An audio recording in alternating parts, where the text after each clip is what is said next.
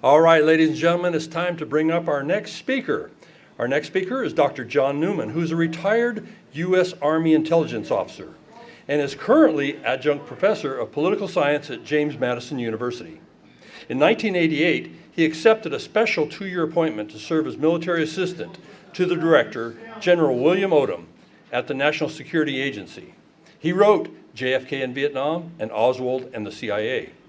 He is now at work producing a multi-volume series of life, public service, and the assassination of President Kennedy. These projects re-examine sacred truths, introduce vital new facts, and challenge many commonly accepted assumptions and interpretations. The focus of Dr. Newman's body of work represents a major commitment to review the available documentary record and to identify and assess as many as possible of the primary and secondary Cold War players. His address this afternoon presents details from his most recent publication, Volume 4, Uncovering Popov's Mole.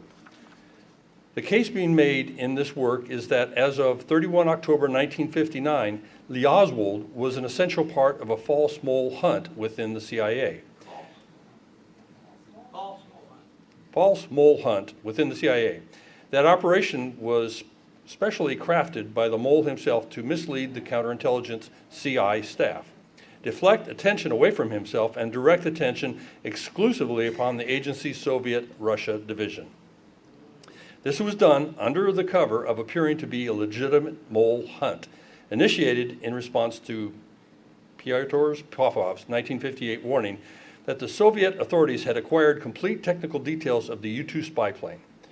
New doors are about to open. His works are history in the making. Please, ladies and gentlemen, help me welcome Dr. John Newman.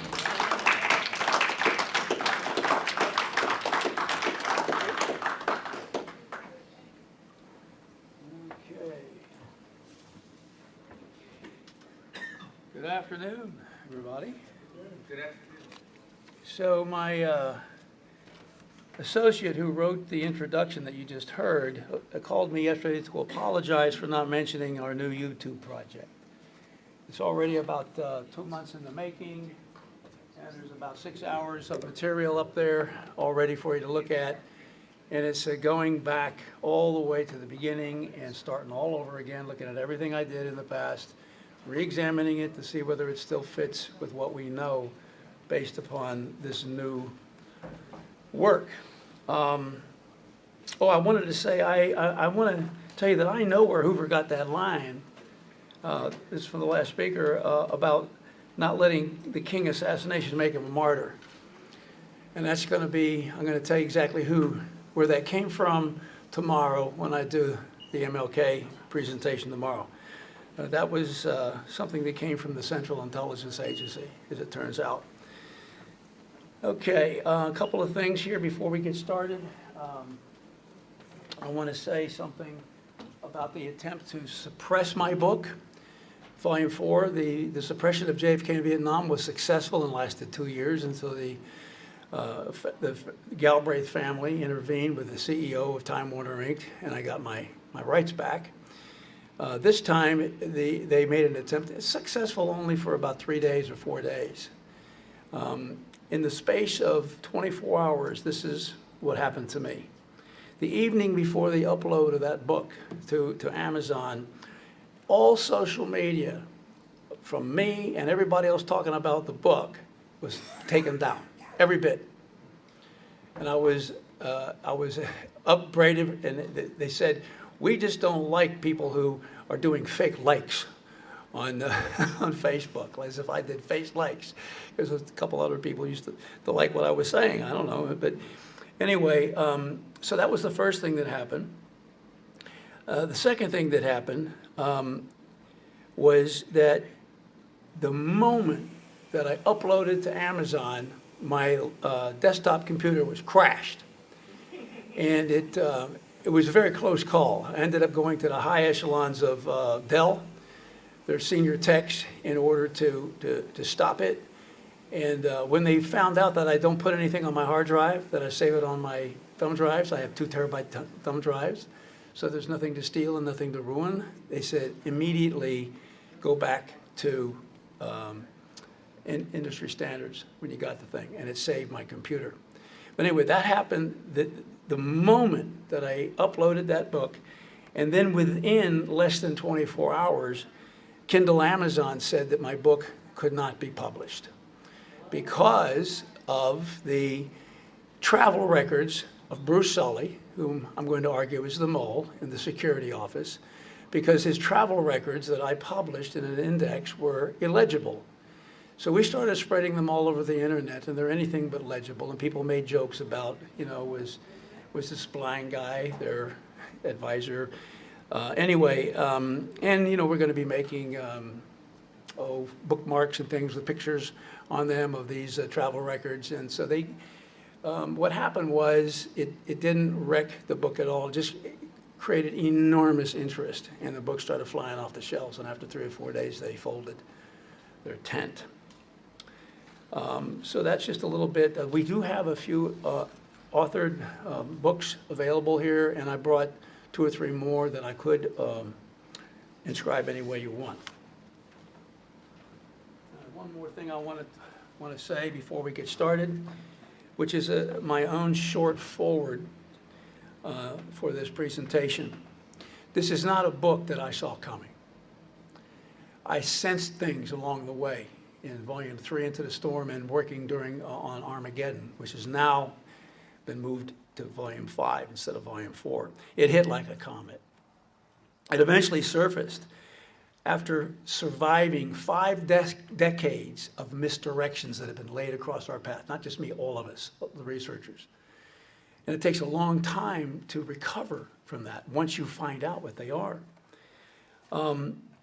Only as the end approached did I understand the darkness that it dawned on me, how dark things really were, and the realization that our footsteps through the labyrinth, which we call the Cold War, were deliberately swept away by human hands. Ultimate power lay with wizards behind curtains who could make the path behind them disappear. That's what's been going on. The journey to uncover Popov's mole is akin to Captain Willard's journey in Joseph Conrad's Heart of Darkness on the Mekong River. What you think you know is not real, so the further you go, the less you know.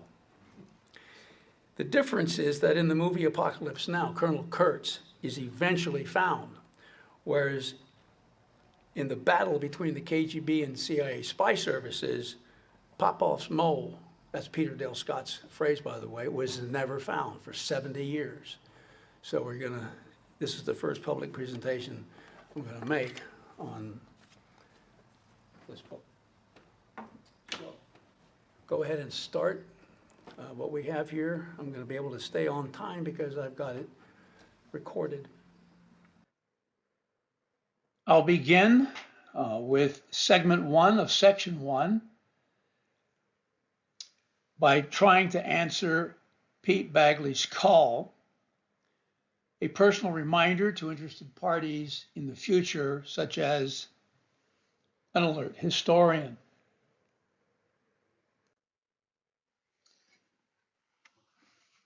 We're dealing with Popov's mole at this stage of the presentation. Veteran researcher and authority on Cold War history, Peter Dale Scott, pictured in the upper left-hand corner, he coined the phrase Popov's mole many decades ago. My recent volume 4, Uncovering Popov's Mole, has become the starting point for a complete overhaul of all my research since 1988, when I began to work on my George Washington University dissertation, JFK and Vietnam.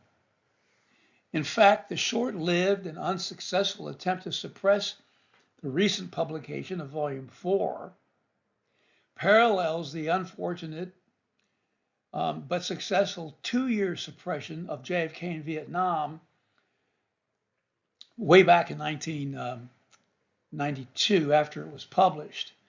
Without a doubt, the best platforms for the renovation of all my previous 46 years of works are YouTube and my own website, jfkjmn.com. Now, after section 1 is finished, section 1 and 2, I should say, with Uncovering Popov's Mole, sections 3 and 4, I'll turn to them to review the 2017 edition of JFK and Vietnam. The above opening slide mentioned that just before his passing, Pete appealed to future historians to identify the ghosts of the spy wars. Uncovering Popov's mole also functions as the ideal place to answer his call. And for these reasons, the YouTube renovation of my works will begin with Volume 4, Uncovering Popov's Mole. I am a person in the future. Whether or not I'm alert is something I'll let you decide.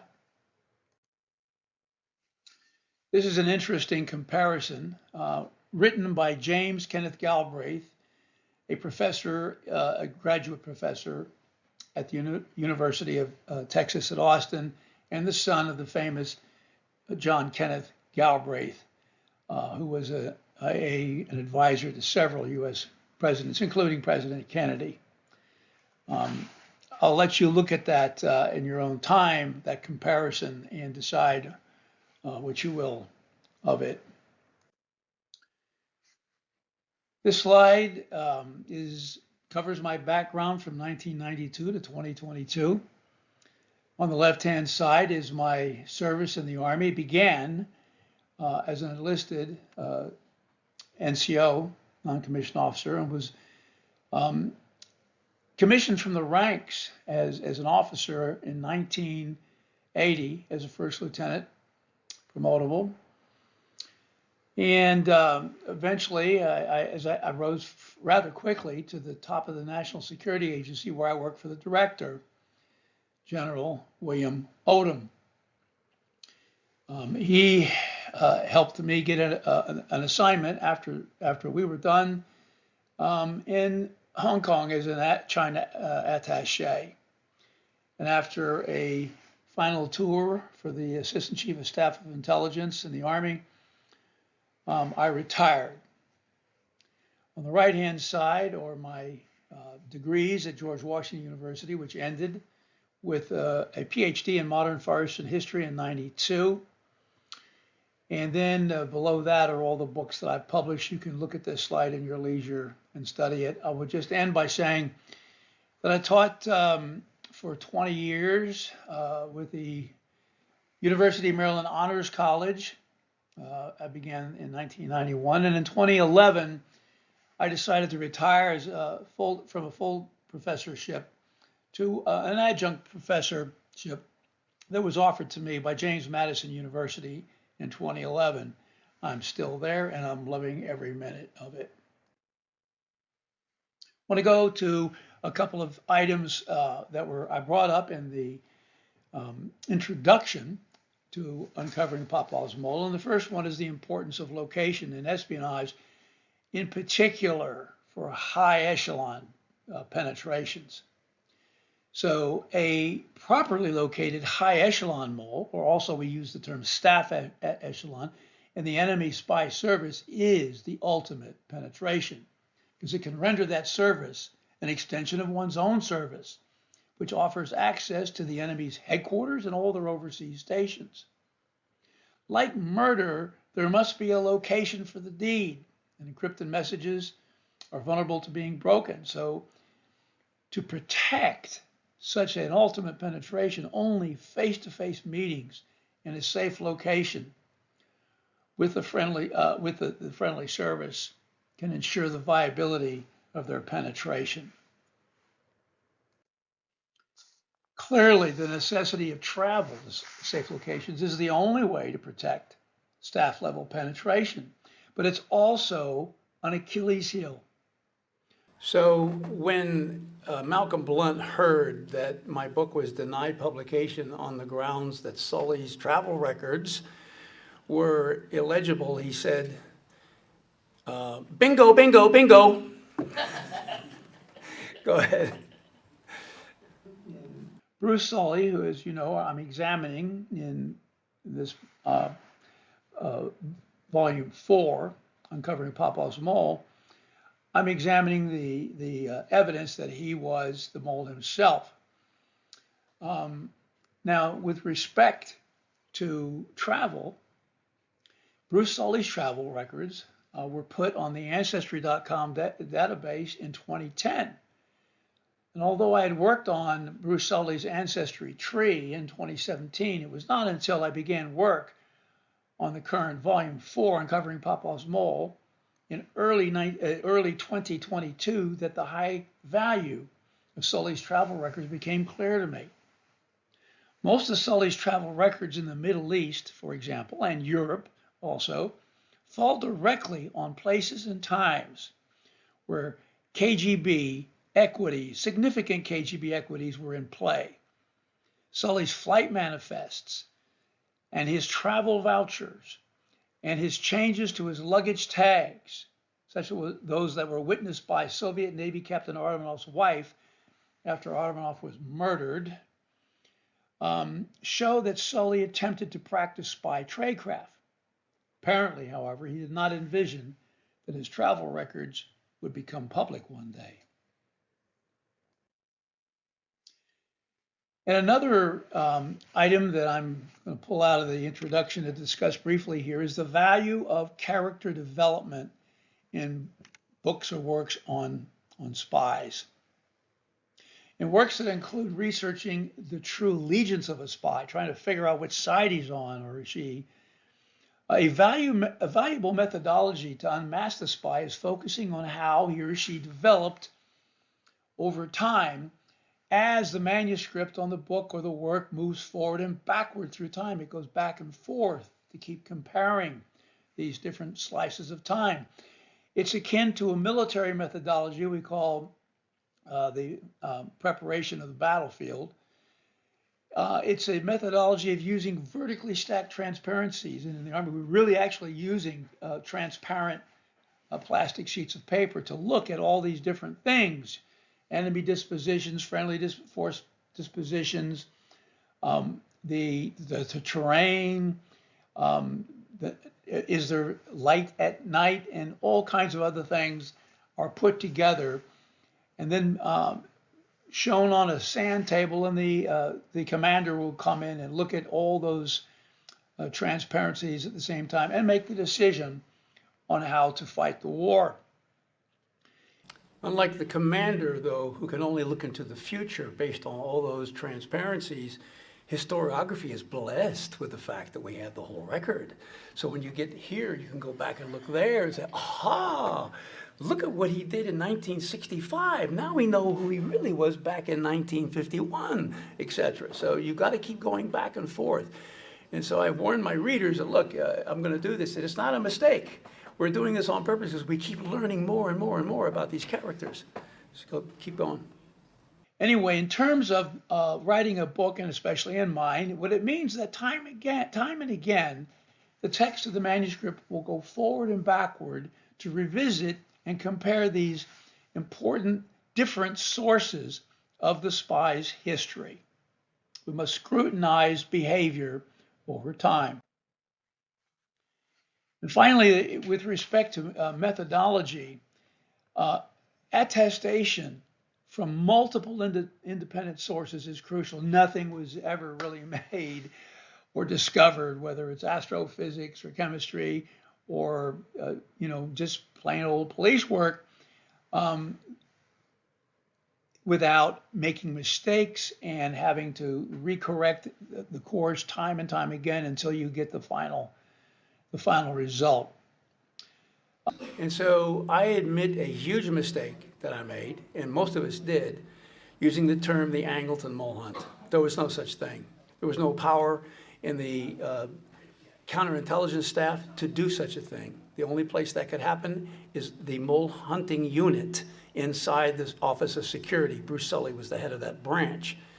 But it's good to make mistakes and admit them, because then you're getting closer and closer to where you really want to be. So it's not a travesty. It's time to celebrate. Now, there's way too much stuff in this book to put in a small briefing like this today. So if you do get the book, you go to the last chapter. It's called The Evidentiary Hierarchy. For everything that I'm relying on in this book, I have 2, 3, or 4 independent sources that give me the same answer, and I built that pyramid that way. And so you can I'm not going to do that here because for each thing I'm going to be briefing you about, I would be telling you, okay, there's this source, this source, this source, and this. Don't have time to do that today, okay? So in the book, the last chapter, that's what it does. Shows you the entire evidentiary hierarchy of everything in this book. Let's go back to start. Anyway, some of these types of disparate sources would include the primary or secondary and graduate schools of the person we're looking into, the spy we're looking into, their marriages and divorces, his or her performance in military service, the background checks that are done if we can get our hands on them, whether or not he or she can or can't control eating and drinking and smoking and substance abuse. Are there unstable problems in employment? What is their state of physical fitness? That makes a big deal to how fit your brain is, and crucially, travel records. Several of these sources combined can help us uncover the allegiances and bona fides of a spy.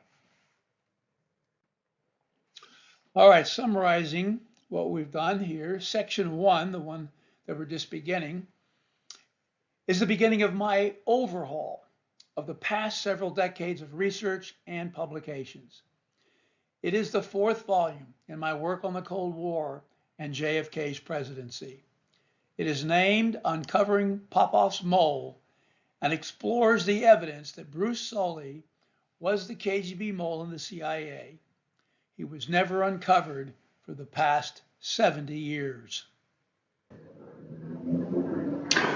All right, we're still finishing up on Pete Bagley's call before he died for a person in the future, perhaps an alert historian, to look into these ghosts of the spy wars and lay them to rest. So here's the genesis of the line of researchers that came to the conclusion that we have, that Bruce Sully was the mole.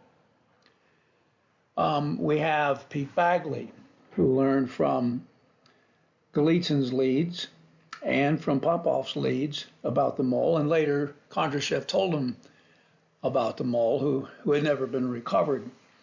Peter Dale Scott coined the phrase Popov's mole. And then more recently, in the past several years, Malcolm Blunt and myself, as I was working my way through the Armageddon book, which will now be volume 5, we began to have our doubts. And by the time we culled out what is now volume 4 to look at it, it looked like it had changed everything. So Malcolm Blunt was very, very close friends with Pete Bagley. He would visit him all the time in Brussels. And one of the last things Bagley told him was that there was an intermarriage between Sully's family and Nosenko, which is a big part of this story. The argument over Nosenko's bona fides went on for years and years and years. It's still going on. But anyway, what he said was, we got to put Sully on the list. That was one of the last things that he said.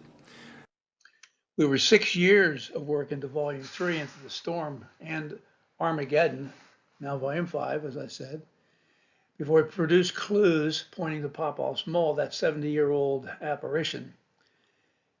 And the mole was a KGB penetration of the CIA that's never been uncovered. We have to remember that. But that itself raises an unanswered question. If so, when and where did that KGB mole and the CIA find out about Popov's treason and his warning about a staff-level mole? Well, the answer to that question completely destroyed an axiom that I and many others had taken for granted, what we called the so-called Angleton mole hunt, as if Angleton was the one whose idea it was and who directed it. Well, in 1958, Popov warned George Kieswalter, his case officer, about the mole. And of course, Kieswalter told James Angleton, the counterintelligence chief, and Angleton in turn passed the information to the mole hunter in the CIA Office of Security, His name was Bruce Sully. But when further investigation showed a high probability that the mole hunter himself might have been the mole, much of what we thought we knew about the upper echelons of the CIA was no longer tenable. So Sully knows he's got to do a mole hunt, and he's got time. But eventually what's going to happen is Popov's going to be executed, but they've got to come up with an excuse that won't actually make it obvious that Sully was the source. So there's a little bit of time going on here, and so that's what he gets to do. He gets to think about it. And the context is actually the U-2 business in between the spy services. But Sully has time to make a mole hunt. And obviously, he's not going to put the mole in the security office where he works. Let's go. We're suddenly dealing with Sully and the probability of a high probability of a false mole hunt. I and many others had assumed it was an Angleton mole hunt, and that paradigm must be abandoned.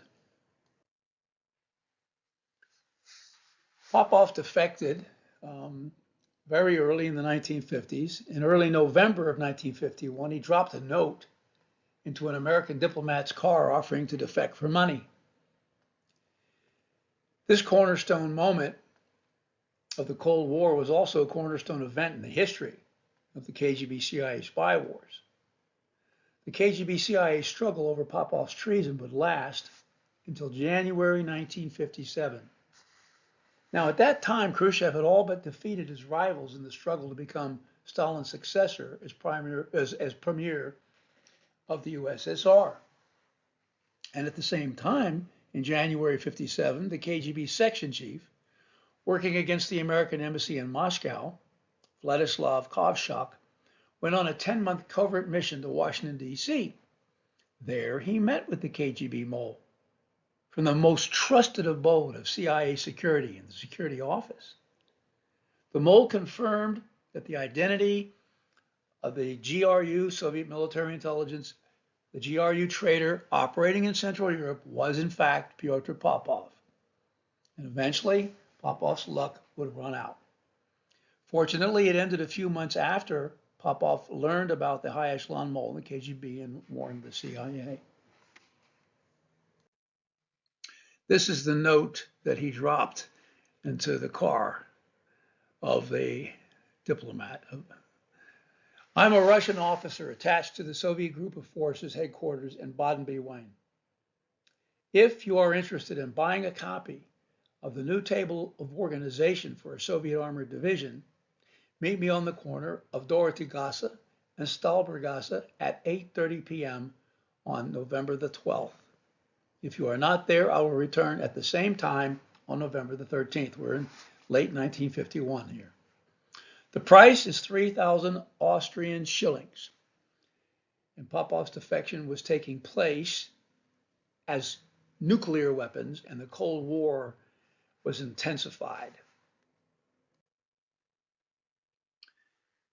Popov was flawed. He drank too much and ran insane risks to impress his case officer, George Kieswalter.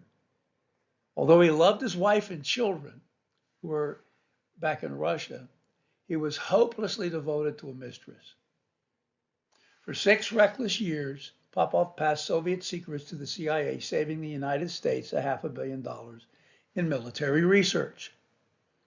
In April 1958, a year after the KGB mole told Kovshak about Popov's treason, Popov told Kieswalter about it, said he'd overheard a GRU officer boast that a KGB mole and the CIA had provided the complete technical details of the CIA's secret U-2 spy plane operations.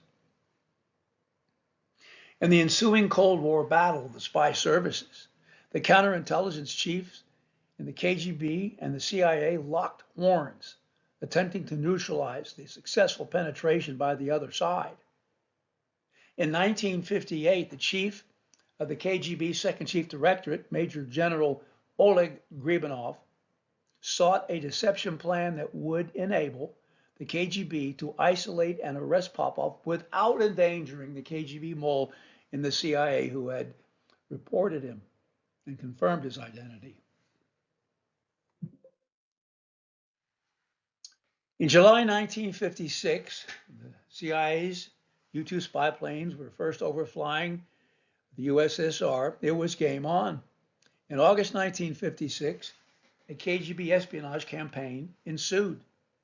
It not only targeted Popov, but also the CIA's counterintelligence chief, James Angleton. Angleton had to be deceived into looking for the mole in the wrong place, the Soviet-Russia Division, SRD. Gribanov sent Vladislav Kovshuk to meet the KGB mole in the CIA and to coordinate the details of the deception plan and put that plan into play. There'll be a question afterwards. One of the persons who helped Kovshuk do all that was James McCord. Let's go. We'll talk about it later. Interestingly, because U-2 overflight surveillance was the ostensible trigger for the spy wars at this point, a false defector, Lee Harvey Oswald, was dispatched to Moscow. He was sent there as a false defector as bait. He'd been involved in the tracking of U-2 flights in Atsugi, Japan. And he became, in effect, U-2 flypaper to help uncover the mole in the CIA back in Washington, D.C. But it was not to find the true mole, Sully. Angleton was fired in 1974, and only then did he have the opportunity to find out the real reason for the failure to find the mole in the Soviet-Russia Division.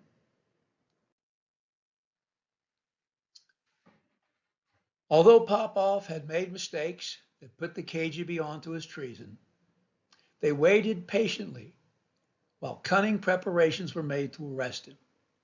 By the time they were able to do that without endangering Sully, their true KGB source in the CIA, for 6 years, Popov had trundled bales of top secret information out of the secret centers of Soviet power.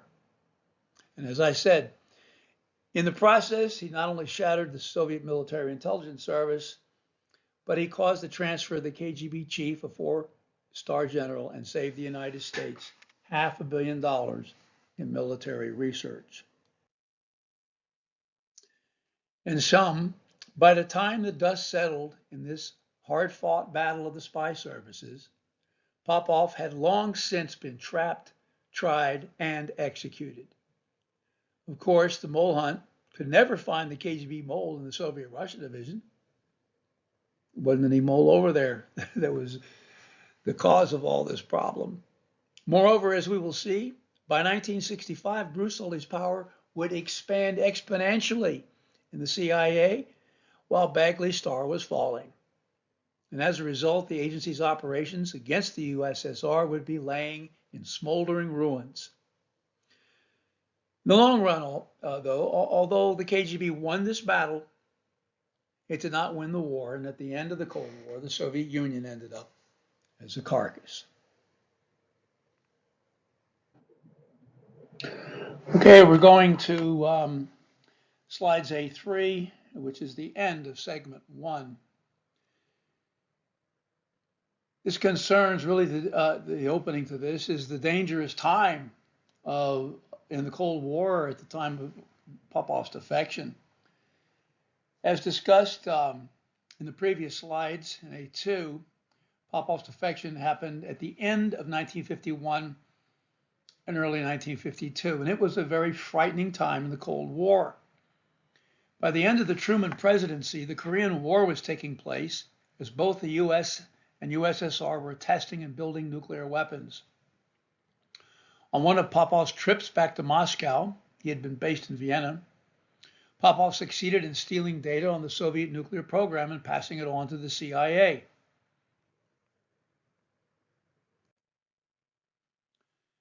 I want to turn also to what was happening in the spy services with respect to war and peace at the time of Popov's defection.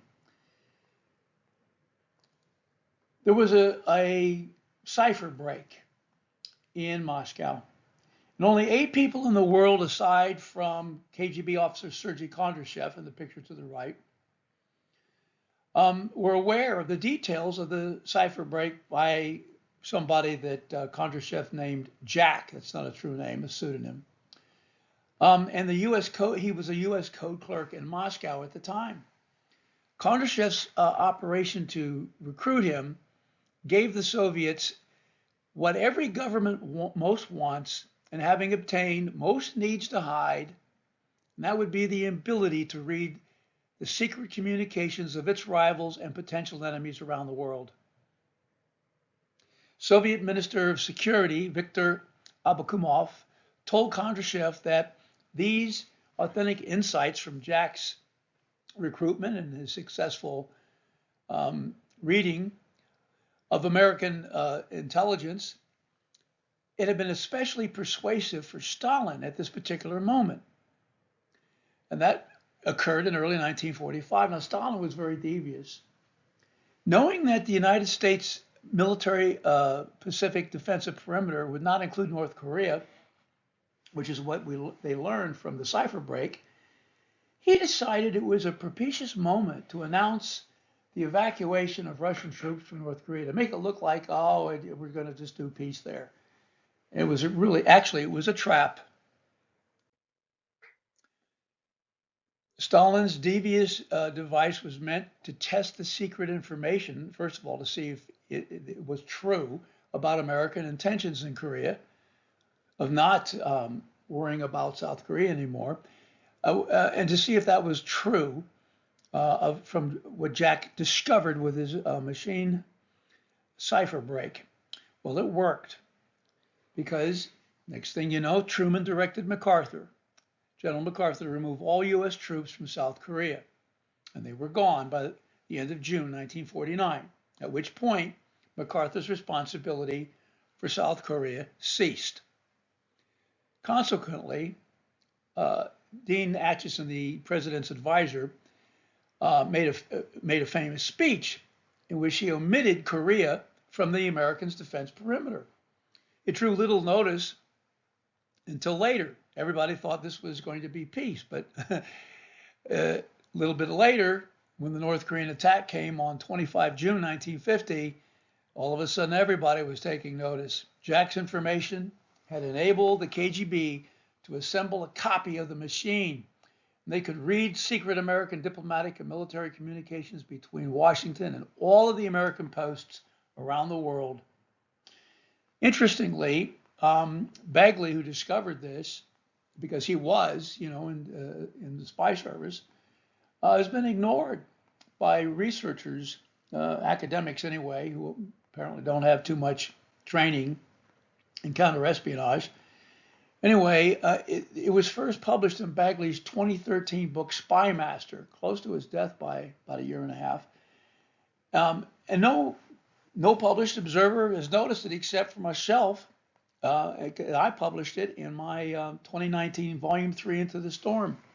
Other than that, you would have never heard about this. So on November 1st, 1952, the first hydrogen bomb ever tested, given the name Mike, was part of Lawrence Livermore's lab, Operation Ivy. Mike was detonated on Inuit Atoll and had a yield of 10.4 megatons. That's huge. Some of the scientists who had helped build Mike questioned whether it was more destructive than any war aim could justify. This material, by the way, comes from my book, Armageddon, which has been delayed because of Volume 4. Anyway, by the time that this Mike was detonated, the Cold War was unstoppable.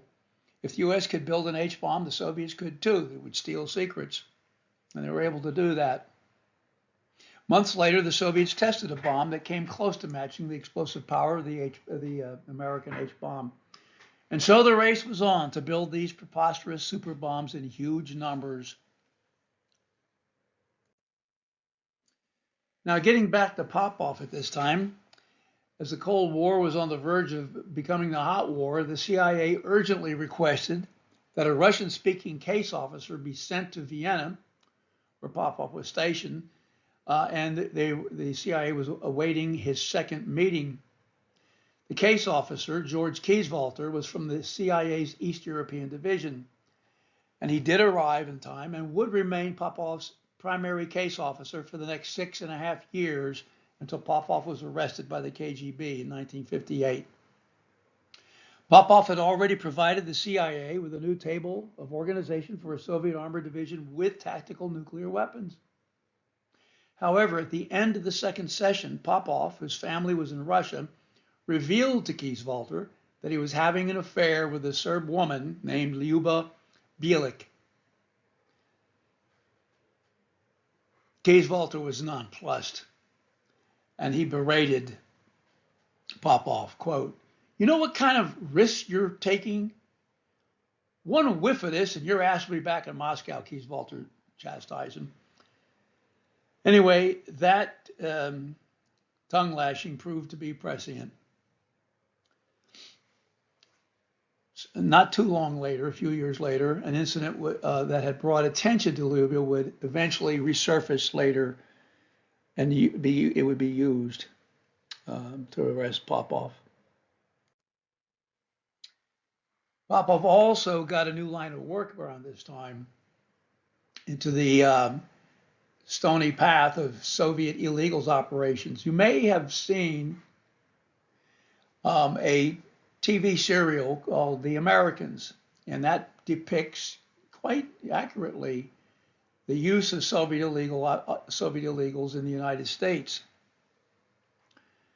So besides having a drinking problem and a mistress on the side, Popov was, and they thought this was okay at first, moved into the line of working with the illegals, but it would bring risk with it.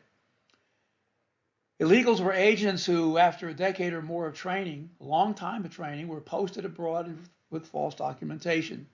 And Popov ran into a drinking buddy one day in a bar. His name was Colonel Alexei Kryatov. Kryatov, by the end of Soviet occupation in June 1955, had acquired dozens of passports and many other documents, along with the crucial rubber stamps, seals, and copies of the signatures, which was a treasure trove of age for the use for illegals. Meanwhile, Popov returned to duty in Moscow for 16 months when, in December 1956, Pete Bagley discovered that Popov had been transferred to Schwerin in East Germany. By this time, the first flights of the CIA's U-2 spy planes were over the territory of the USSR. This wouldn't become known to Popov until 1958, fortunately shortly before he was summoned back to Moscow, where he was trapped until his trial and execution. And of course, he passed that knowledge on to Kieswalter, and it went to Angleton, as we talked about before. Anyway, the point here is that dark clouds were gathering due to Popov's heavy drinking, his Yugoslav mistress, and his new dangerous line of work with illegals. So at this point, KGB CIA spy wars just explode. Unsatisfied with just protesting against the CIA U-2 overflights, the USSR pressed the KGB into successful penetrations to their successful penetrations to learn more about the U-2 spy plane's full technical details. They wanted to shoot it down, but they couldn't because it flew at such a high altitude that the Soviet radars were unable to track it effectively at those altitudes. The 1956 U-2 flights played a central role in the escalation of the KGB spy wars during the years from 1957 all the way up to 1962. Meanwhile, Popov's work at Schwerin was short-lived. In June 1957, he was transferred to the GRU Strategic Intelligence Unit at Karlshorst, East Berlin. Before arriving, Popov had carelessly contacted the CIA through British officers that he encountered in a restaurant. I mentioned that earlier. Well, those British guys unwittingly went back to the MI6 office where they worked and passed on the information.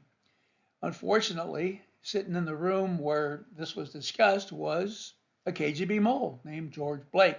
When Blake found out, he almost certainly passed this on to MI6 headquarters in London, where Kim Philby, another KGB mole, was working and gaining all kinds of secret details, as it turns out, from Angleton at the time. By that time, Kim Philby, he had escaped incarceration because a couple of his friends had actually been caught. Anyway, by this time he was being called back to duty and posted to Beirut. The incredible Philby story is going to be dealt with in much more detail later on in section 2 of this presentation. MGM Plus on your television set, you can watch 6 episodes of the Philby story. It's very well done, very, very accurate. They just don't know about the Sully piece. When Philby first crashed and burned in '51, the KGB needed a batter on deck. And that's when McCord helps recruit Sully. But he's not activated until this moment of the Cold War. And they got to go back to Washington and talk to Sully to arrange for all these trips he's going to make to take care of business. Let's keep going. It was at this time that Vladislav Koschek also traveled covertly to Washington to meet with the KGB mole and the CIA. We've discussed all those things.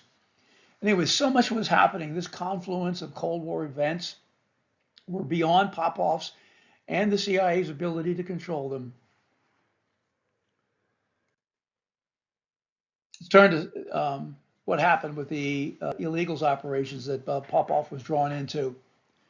While he was waiting for the transfer to East Berlin, Kovchuk and the KGB mole were meeting and working on Gribanov's plan to create convincing scenarios with which to arrest Popov without uncovering Sully's crucial role in the whole thing. The illegals that Popov had charge of was sent to Washington to make it appear that Popov had compromised her during her trip. During that trip, Kovchuk sent Sully to Central Europe to reconnoiter Popov's activities in Vienna and Berlin, where he had been stationed, to find incriminating data to use to create a false means of arresting Popov. The KGB pretended to be very concerned over the blown Tyrova operation in New York. It was suddenly revived in November 1958 as Popov's affair with Lyuba Bielik was being uncovered. And how that happened is an interesting story. Lyuba had turned against communism after the Soviet suppression of the Hungarian revolt in 1958. She testified against the Austrian Communist Party, and then in August 1958, she informed the Viennese police about her relationship with Popov. And all this made its way back to Gribanov sooner or later, who used these controlled preparations to summon Popov to Moscow. He used him to unmask other CIA agents and then convicted and had him executed. The Tyrova affair was a trap from the beginning, set for Popov to create more excuses to arrest him. Before returning to Moscow, Popov told the CIA about the KGB mole and the CIA. He told his case officer, George Kieswalter, who gave the information, of course, to Angleton. The other thing that Popov had learned was that the mole was high enough to betray the technical details of the secret U-2 spy plane. And as previously mentioned, that news went to Angleton, and from Angleton it went to Bruce Sully. So, of course, Angleton, having alerted Bruce Sully, caused Sully to know right away that there would have to be a mole hunt. Sully also knew that he had plenty of time to design the mole hunt in a manner to protect himself. 18 months later, while the false mole hunt is being put into play, a false defector suddenly goes from America to Moscow because he had worked at a U-2 site in Atsugi, Japan. So he was sent to Moscow as a false defector, basically as U-2 flypaper.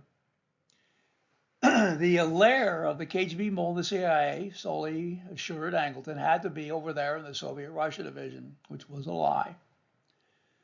Anyway, the news about Popov's mole soon wound up at CIA headquarters on Bruce Sully's desk in the Office of Security, and it allowed Sully to plenty of time to design the false mole hunt. So, in summary, I'm placing the phrase the Angleton mole hunt with the phrase CIA mole hunt.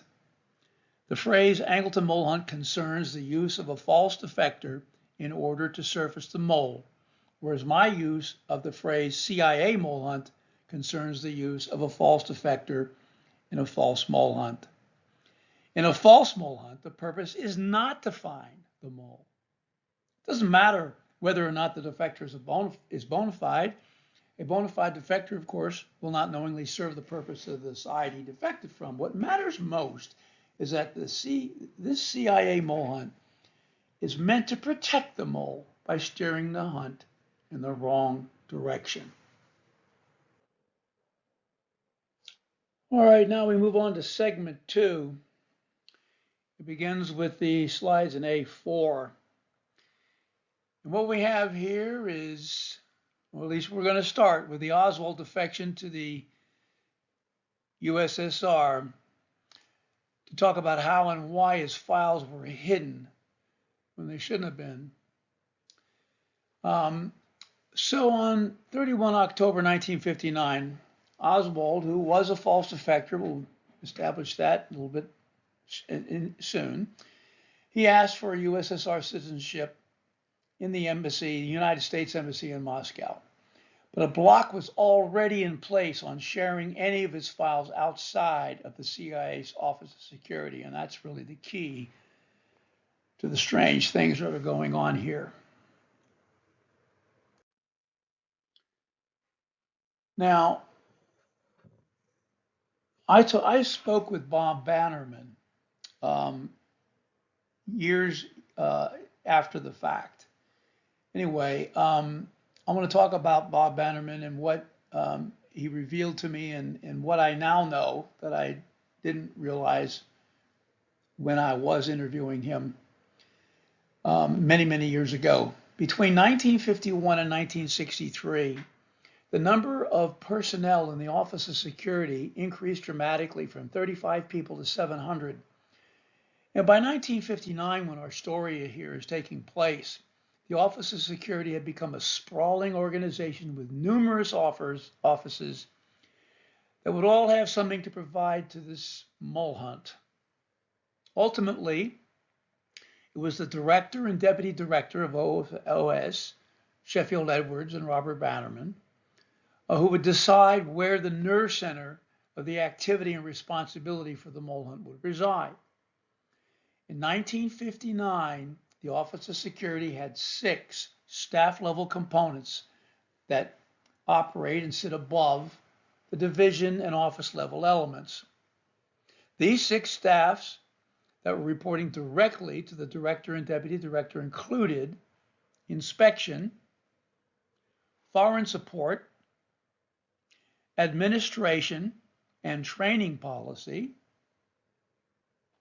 alien affairs, and the most important, security research.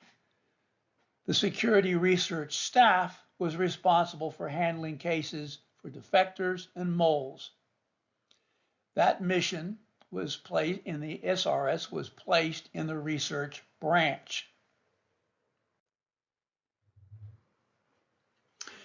In the long search for Popov's mole, the Angleton mole hunt hypothesis is not supported by the evidence. On 8 August 1994, I interviewed Bob Bannerman, and I wish back then, when I wrote Oswald and the CIA, I had understood a little more of what he was trying to tell me. He said that the security research staff, SRS, was under his direct supervision, i.e., quote, my staff, unquote, he said. In 1959, under the SRS chief Paul Gaynor, the research branch, or RB, was run by Bruce Sully. Bannerman told me, quote, Jim Angleton was in on this, unquote. Now, although Bannerman emphasized Office of Security Operation with Angleton's staff and, quote, others, unquote, that should not be taken to mean, as we all thought, that Angleton had the lead in the mole hunt. We really didn't know. And I was the only one who interviewed him back at the time. And so I didn't really understand it then. But anyway, being in on an operation means only as a participant. It does not mean being the Office of Primary Concern. Now, the Office of Primary Concern for researching defectors, moles, and all CIA personnel was the Office of Security. And the Office of Security shared what they deemed appropriate with Angleton's counterintelligence staff.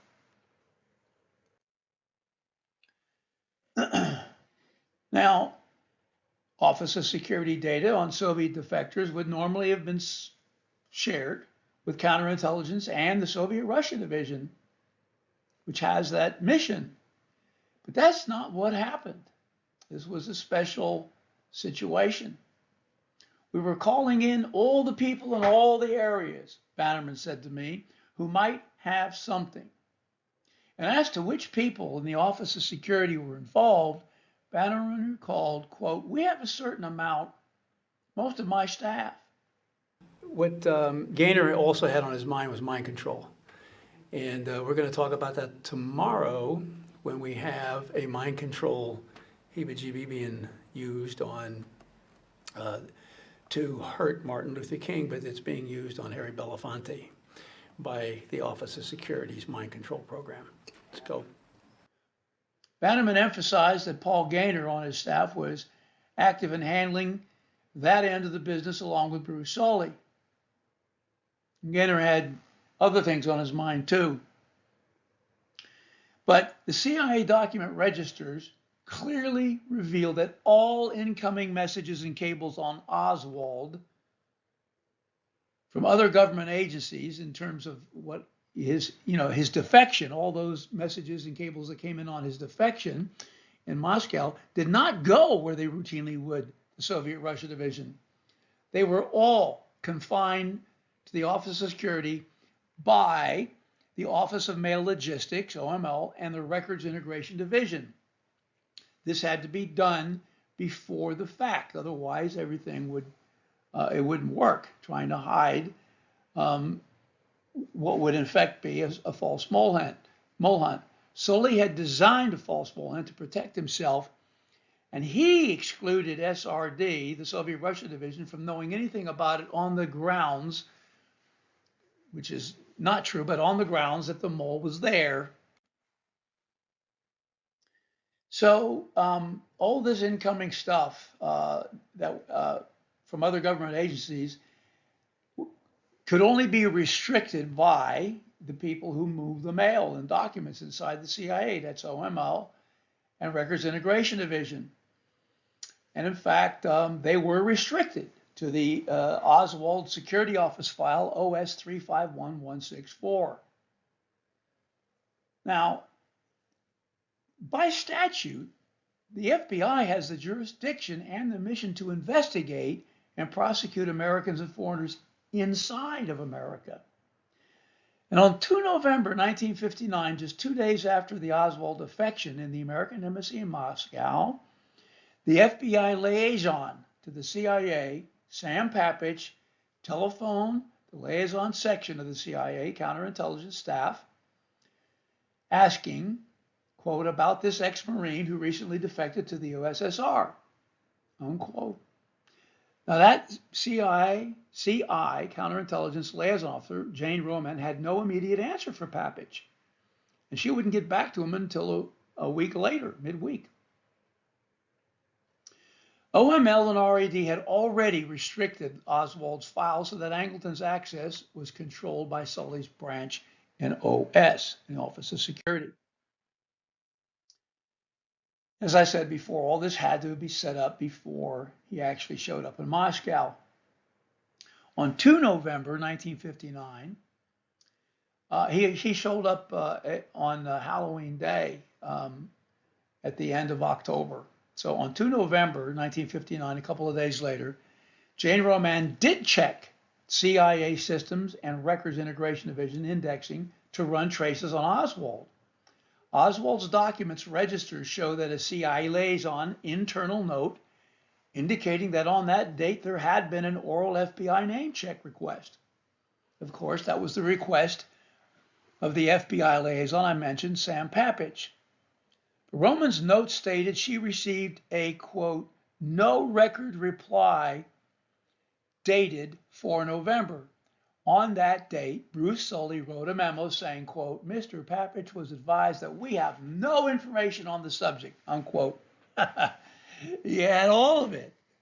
Not just a little bit, they had all of it. Sully's denial that the security office had any information on Oswald's defection made certain that the FBI remained firmly out of the loop.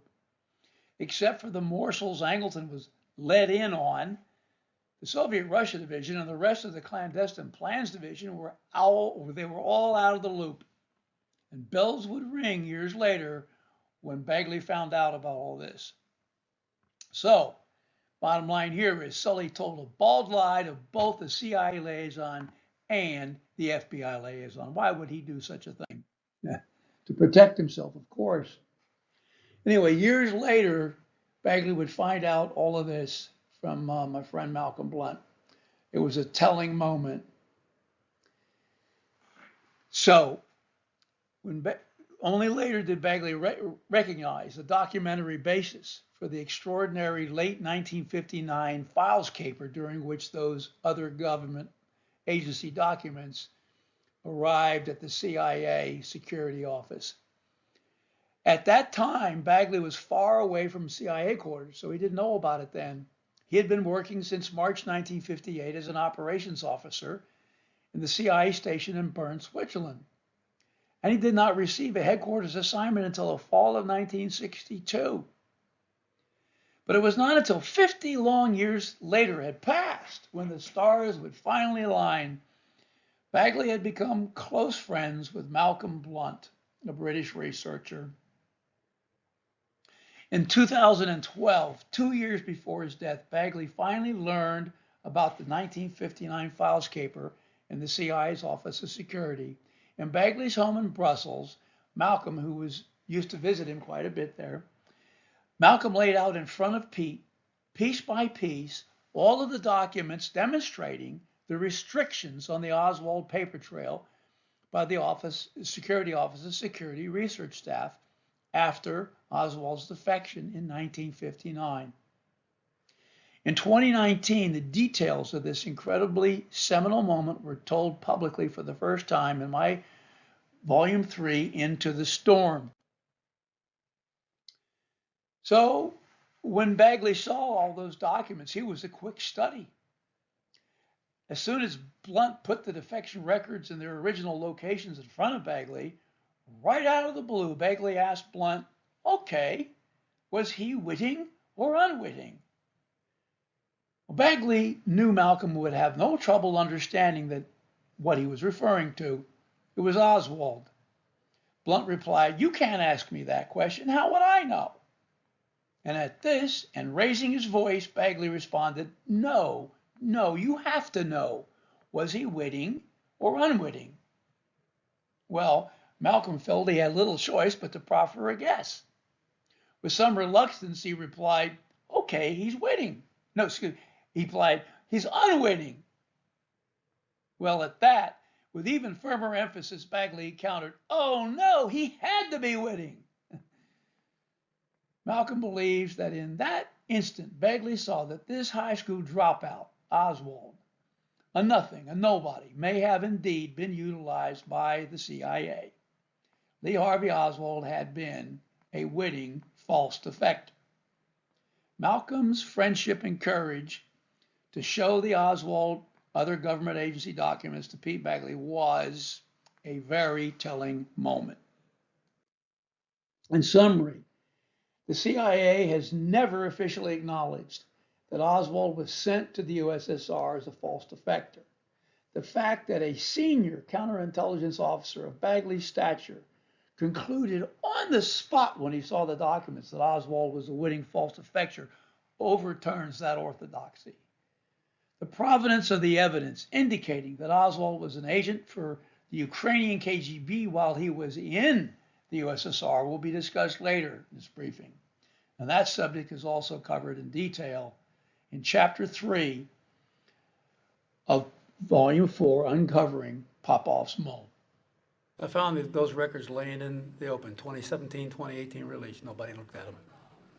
So what we're going to do is take you through proof of CIA penetrations in Moscow, where McVicker, who was the deputy consul, got information from his sources and passed it on to the CIA guys in headquarters. They knew before Oswald did that he was going to be taken to a radar training place.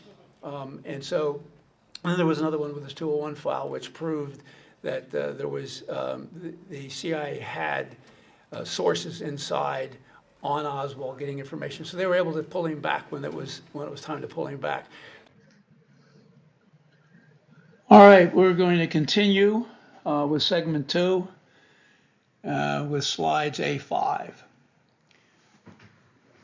Several interesting aspects to Oswald's stay in the USSR and before his return home to America.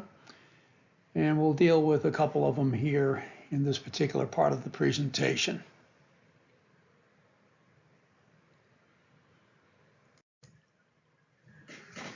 Now, an early clandestine source on Oswald in the USSR, CIA source probably, arises from contact between consular office, John McVicker, he's the deputy, and a woman named Priscilla Johnson, who's a North American News Alliance reporter. McVicker worked with Richard Snyder, the American Embassy consul in Moscow.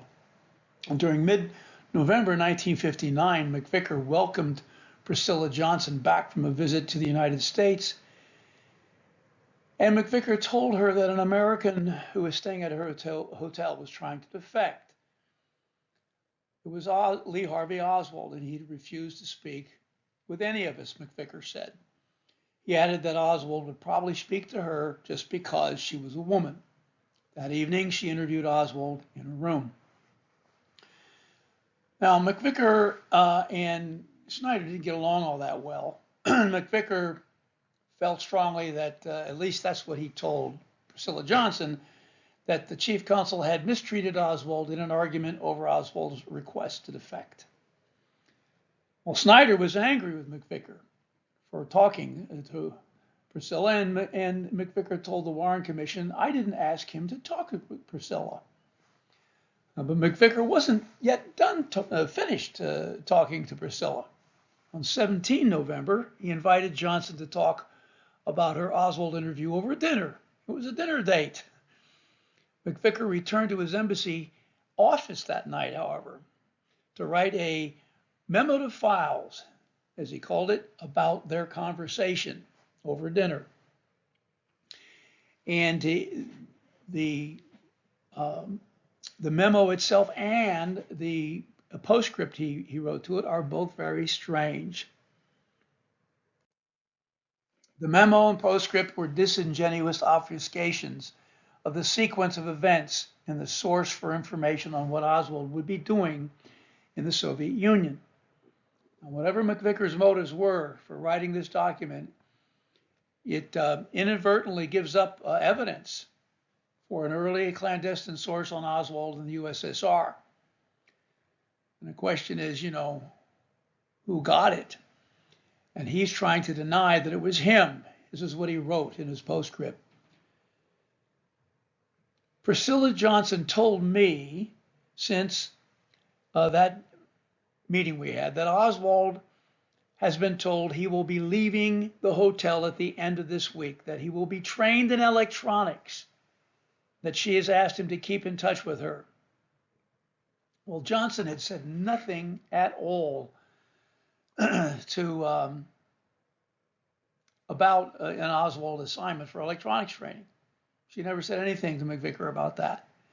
Yet Oswald, turns out he was going to be sent to an electronics factory in Minsk. And as of 19 November, however, no one at the embassy could have known that that was the case without a Soviet source. Turns out McVicker knew about it and falsely used Johnson as the source. Oswald didn't find out until January 61, 5 weeks later, that he was going to be sent to Minsk to receive training in an electronics factory. The wording of the postscript also, of course, gives the appearance of another Johnson meeting where he said, "She has since told me, about this electronics thing." So it gives the appearance of a second meeting with Oswald after the 16 November dinner date they had in the hotel. After the November's interview in the hotel. The Warren Commission cleared up that point. There was not another meeting. Moreover, the House Select Committee on Assassinations cleared up McVicker's incorrect attribution of the electronics training tip to Priscilla Johnson. So when I brought up the 19 November postscript to Snyder in 1994, he found the electronics training tip fascinating, and he asked, "How did McVicker find it out? It wasn't known to me, since he purported to get it from Priscilla. Where did she get it from? And if she didn't tell him, where the hell did John get it from?" In a 14 July 1994 interview with Priscilla, she told me, "If I thought he was going to write it up, I would not have said anything to him about the interview. I would not have liked the idea that it was going to out as a report from me." Well, this episode isn't the only indication of possible U.S. penetrations of KGB or other Soviet sources during Oswald's stay in the USSR. Let's turn to another one. It was the opening of Oswald's 201 file on 9 December 1960. 201 file is a intelligence and counterintelligence file on a personality. A person could be an agent or could be a source. The 201 file was opened more than 13 months after Oswald's defection in Moscow. The official CIA explanation about why it was opened then is not convincing. The CIA claims that, in response to a series of U.S. defections to the Soviet bloc, that on 25 October 1960, this is a year after Oswald's defection, it's the State Department request with a list of information, asking for a list of information on from the CIA on 12 defectors. Oswald's name just happens to be on that list. So in 1978, because the CIA assured the House Select Committee that the State Department request was done because of that the State Department request was the reason for the opening, the passage of the JFK Assassination Records Act in 1992 uncovered a high-level document that undermines that entire claim. The document was supported by records of Oswald's request to the U.S. Embassy in Moscow. The new release of JFK records concerning events after the CIA fired Angleton in 1974 tell a different story. In a 1975 memorandum, George Calaris, who had replaced Angleton after he was fired as chief of counterintelligence, Calaris inadvertently, on his first days on the job, let slip a probable U.S. penetration of the USSR, and here's how that happened. In his memorandum, Calaris said that Oswald's 201 file was first opened under the name of Lee Henry Oswald. That's the Henry, middle name Henry, is another problem don't have time to deal with right now. Anyway, it opened the file under Lee Henry Oswald on 9 December 1960 as a result of his defection on 31 October 59 and renewed interest in Oswald brought about by his queries asking for possible reentry to the United States. His queries to the U.S. Embassy. The 2 points stand out. First of all, Oswald's queries about coming home had to have begun before the opening of the 2-1 file, if, as Colares says, it happened as a result of his defection alone. But more importantly, Colares' placement of quotation marks around the word defection render it as a possible so-called or pretended defection. But like the Warren Commission, the House Select Committee believed the United States government did not know where Oswald was until 13 February in 1961. Not know where he was in the Soviet Union, I should say. All right. Oswald told Snyder that in his letter, this is the second letter that the CIA insists is the only one. Oswald told Snyder in that letter, I would like to go back to the U.S. So, but the HSCA had dismissed what Clark was saying with a single sentence and said that there was no indication that Oswald had expressed to any U.S. government official an intention to return to the United States until mid-February 1961, when he sent the second request to the U.S. Embassy. However, the House Select Committee final report failed to notice or even check into 2 glaring signs present in Oswald's records. First of all, the opening sentence in Oswald's mid-February letter complained, quote, "Since I have not received a reply to my letter of December 1960, I'm writing again." Moreover, when the Chief Counsel Richard Snyder received Oswald's second letter, he replied, Oswald's earlier letter does not appear to have been received at the embassy. That certainly is not an attempt to discount that the first letter was actually sent. Well, after the Cold War, things got cleared up. The CIA was embarrassed when Russia opened its archives to the American news media. We now know for certain that the KGB intercepted the first letter and never put it back in the mail to the embassy. The story that it was still in the KGB Oswald files after the fall of the Soviet Union was first broken by ABC News Nightline on 22 November 1991. During that night program, hosted by Ted Koppel, the subject of Oswald's missing letter to the American embassy came up. Forrest Sawyer revealed this. On 13 February 1961, the U.S. Embassy received a letter from Oswald that read, quote, "Since I have not received a reply to my letter of December 1960, I'm writing again." What letter was he referring to? Theorists have speculated he never did write it, that it was simply unstable or lying. In fact, the KGB intercepted Oswald's missing first letter, and the original still exists inside of the Oswald file. In subsequent correspondence, Oswald blustered, reminding Richard Snyder of U.S. obligations to an American citizen. And ABC News later verified the existence of the missing letter in Oswald's KGB files. The Colares memorandum plus the ABC News story overturned another orthodoxy.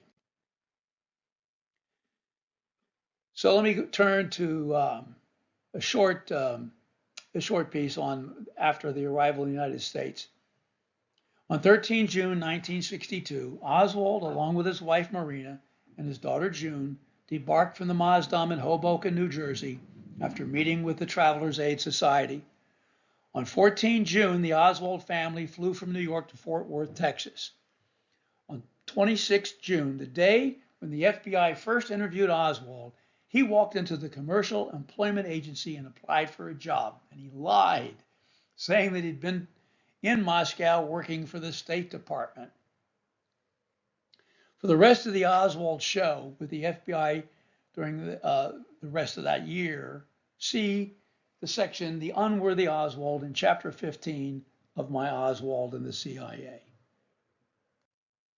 Summarizing now, here are the points. The CIA had clandestine KGB or other Soviet sources in the USSR that they covered up. And this obfuscates things and makes it difficult for us to understand what's going on with Oswald over there. Deputy U.S. Counsel McVicker used Priscilla Johnson to hide his access to the source or sources in Moscow. Furthermore, after the Cold War, AB News reports on Oswald's letters to the U.S. Embassy in Moscow also indicated that CIA had a clandestine KGB source in the USSR. So I'm going to skip that whole thing. What's the next one? Number 3 on section 2. Yeah.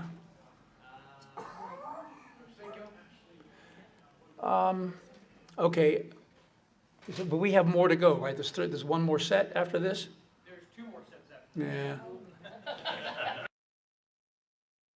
All right, here we go with the last portion of segment 2. Slides A6. The 1962 Nosenko false defection in Geneva, Switzerland.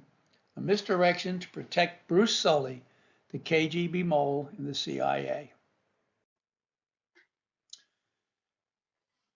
So the May 1962 trip to Geneva of Nosenko was a provocation against the CIA.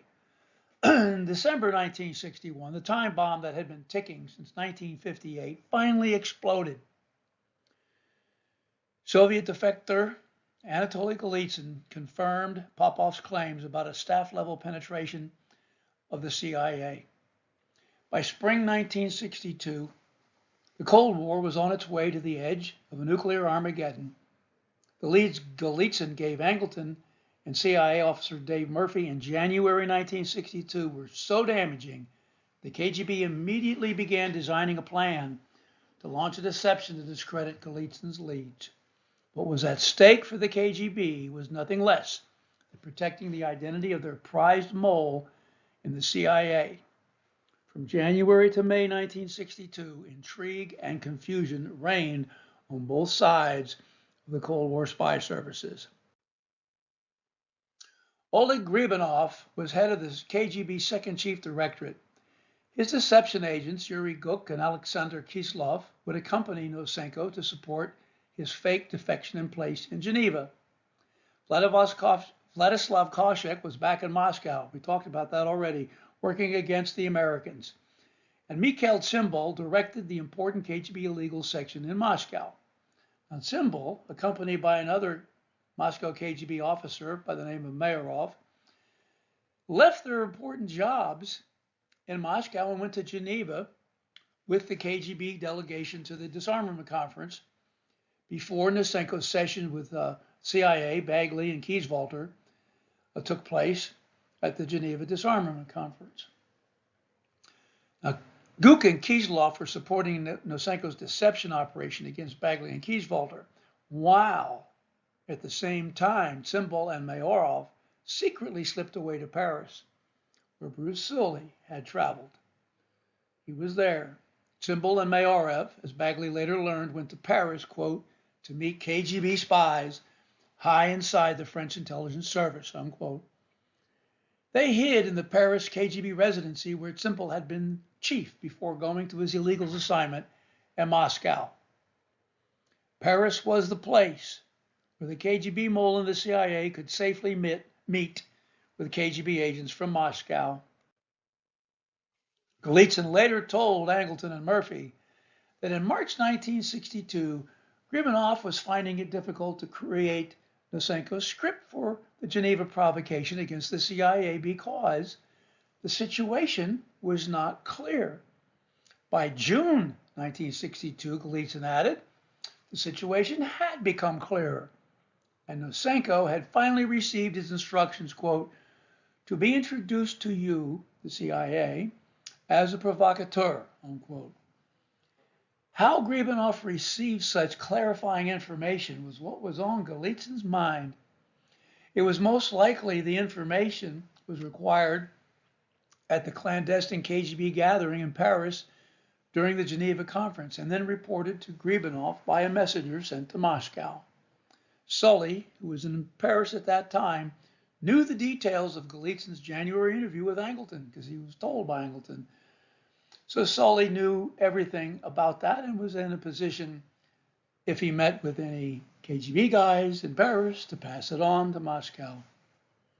When Sully ever traveled anywhere in Europe, he always spent at least 2 days in Paris.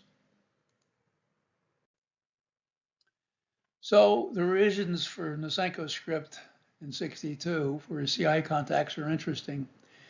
In 1964, a few years later, Anatoly Golitsyn made an extraordinarily telling remark to the CIA interrogators worth putting in the Klieg lights. Golitsyn explained that the clear situation in June 1962 was the result of, quote, some more information from you, I mean the United States.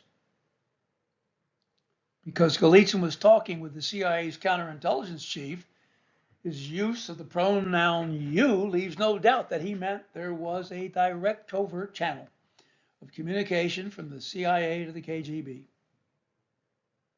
The problem, although it was left unstated, was the likelihood that the leak had to be Angleton, who shared Golitsyn's analysis with Solly. After the Cold War, many of Golitsyn's leads were independently attested to by Bagley, who learned the details from his KGB friends, his contacts. The point is that the leads in Golitsyn's January 1962 interrogation by Angleton had to be acquired before Nosenko's first contacts in May and June in Geneva with Bagley and Kieswalter. Otherwise, it was a sure thing that Nosenko would fall flat on his butt.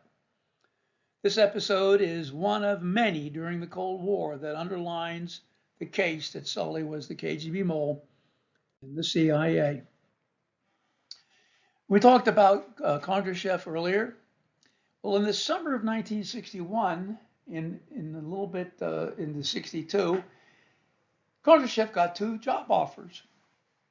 In the summer of 61, Ivan Agayants was the head of the KGB First Chief Directorate, the FCD, Disinformation Operations in Department D. He was also one of the most respected officers in the history of Soviet intelligence. Knowing that the end of Sergei Kondratyev's tour in Vienna was approaching, Agayants invited him to Moscow to be his deputy. Before reporting for duty as Agayants' deputy in early March 62, Kondratyev received an invitation to visit Second Chief Director Gribanov in his office. There, Gribanov said he was, quote, launching a complex deception operation against the CIA and wanted Kondratyev to help run it. If Sergei was just returned to the Second Chief Director for this, Gribanov said he'd make him his deputy and post carrying with it the rank of a 1-star general. Gribanov knew Nosenko was a philandering drunk and that a world-class counterintelligence officer like Sergei Kondratyev was needed for the Geneva operation, for the provocation. Kondratyev made the right decision. When he visited Agayants to talk over the situation, he recalled sensing that the latter, Agayants, had already knew about the deception Gribanov was preparing for in Geneva. So in March, a minor CD Moscow officer, Nosenko, was temporarily assigned as a watchdog to the Soviet delegation to the disarmament conference in Geneva. At the end of May, Nosenko did something that would forever play a central role in the investigation of the assassination of President Kennedy. Nosenko volunteered to spy for the CIA. Kondratyev knew Gribanov's plan could blow up, so he decided to stay with Agayants. And Gribanov had no choice but to go ahead with his complex deception in Geneva with Nosenko. Afterwards, Kondratyev realized how his skyrocketing career would have hit a dead end if he had accepted Gribanov's offer. So in those sessions, beginning at the end of June and into May with Bagley and Kieswalter, Nosenko told lie after lie after lie. For example, at the first session with Bagley, at the end of May, Nosenko showed Bagley pictures of his daughters, and he said, look, I just got these from my wife. Guk was back in Moscow for a few days, and my wife asked him to bring them to me. However, as the CIA soon discovered later, Guk had really gone to Moscow to finish working on Nosenko's new script with Gribanov at the last minute. Nosenko told Bagley one of the other participants in his hotel room was Alexander Kislov, just a journalist with nothing to do with the KGB. The CIA later learned that Kislov worked for the KGB under Gribanov. Nosenko's answer to the CIA on this issue was so ridiculous that it really shows how little prepared and slow on his feet he was, let alone being a drunk. And so at some point, Bagley decided to drop a surprise challenge on Nosenko. And the biggest whopper in all of Nosenko's meetings came during that first session. After several glasses of whiskey, Bagley challenged Nosenko to provide the most important thing he could tell the CIA. Nosenko replied right away, quote, "I know the most important American spy the KGB ever recruited in Moscow, a sergeant in your embassy, the cipher machine mechanic codenamed Andre."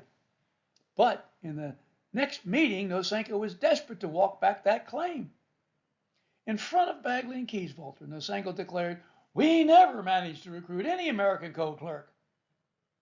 The closest we ever came was Andre." When the FBI caught up with Andre, they knew right away he was no threat and let him retire in peace. Nosenko was fumbling so much that Gook probably had to consult with Moscow about how to revise the script in between those two meetings.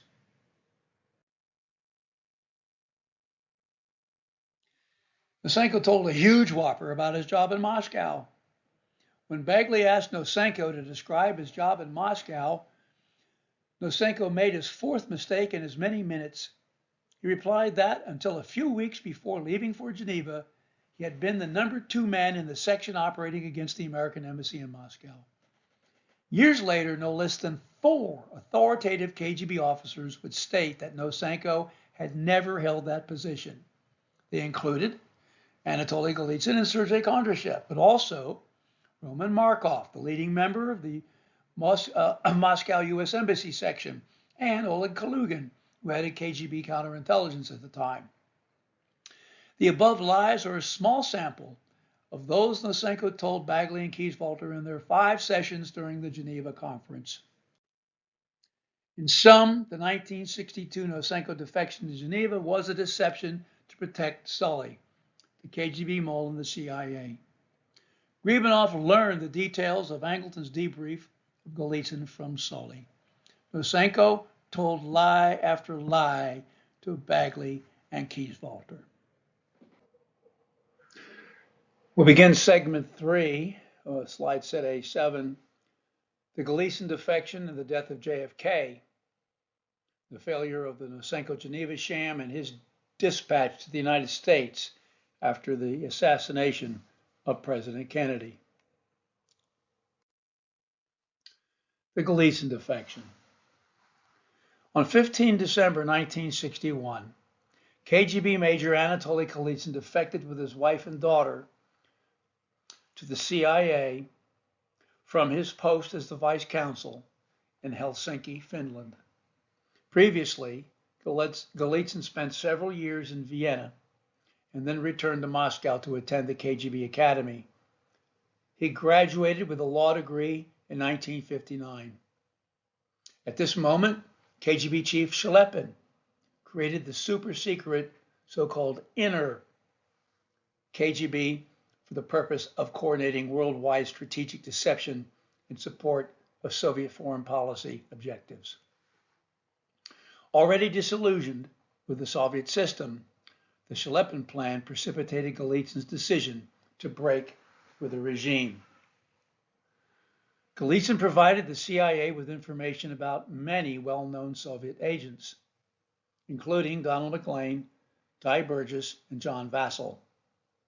Golitsyn's defection helped to prove definitively that the head of counterespionage operations in Britain's MI6, Kim Philby, was a Soviet mole. MI6 is the British version of the CIA.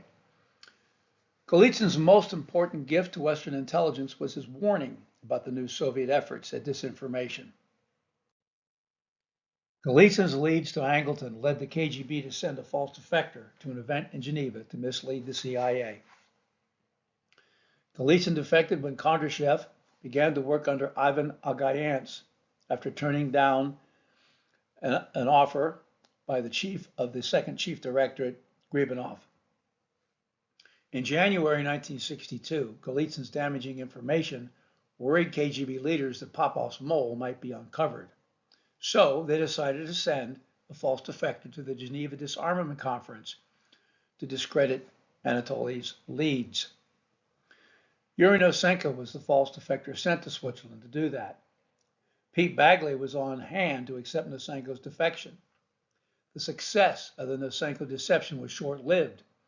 Bagley returned to CIA headquarters, where Angleton gave him access to the January 1962 interrogation of Golitsyn. Bagley pored over Golitsyn's leads for 6 months. Pete's analysis unmasked Nosenko, and that caused a major conflict in the CIA. As the Nosenko deception fell apart, the KGB began work on a new plan. Golitsyn warned that the scope and scale of communist disinformation activity was virtually unlimited. Golitsyn was also able to assist the CIA in its most challenging endeavor, distinguishing the difference between genuine and false Soviet defectors. Alarm bells rang in Bagley's mind as he studied the details of Angleton's January 62 interrogation of Golitsyn. Bagley zeroed in on Golitsyn's warning that the KGB had discovered Popov's treason as early as late 1956. Much later, this lead ultimately helped Bagley realize that the head of the KGB's unit working against the American embassy in Moscow, Vladislav Kovshok, had traveled to Washington in 1957 to meet the Soviet mole in the CIA to discuss how to frame Popov.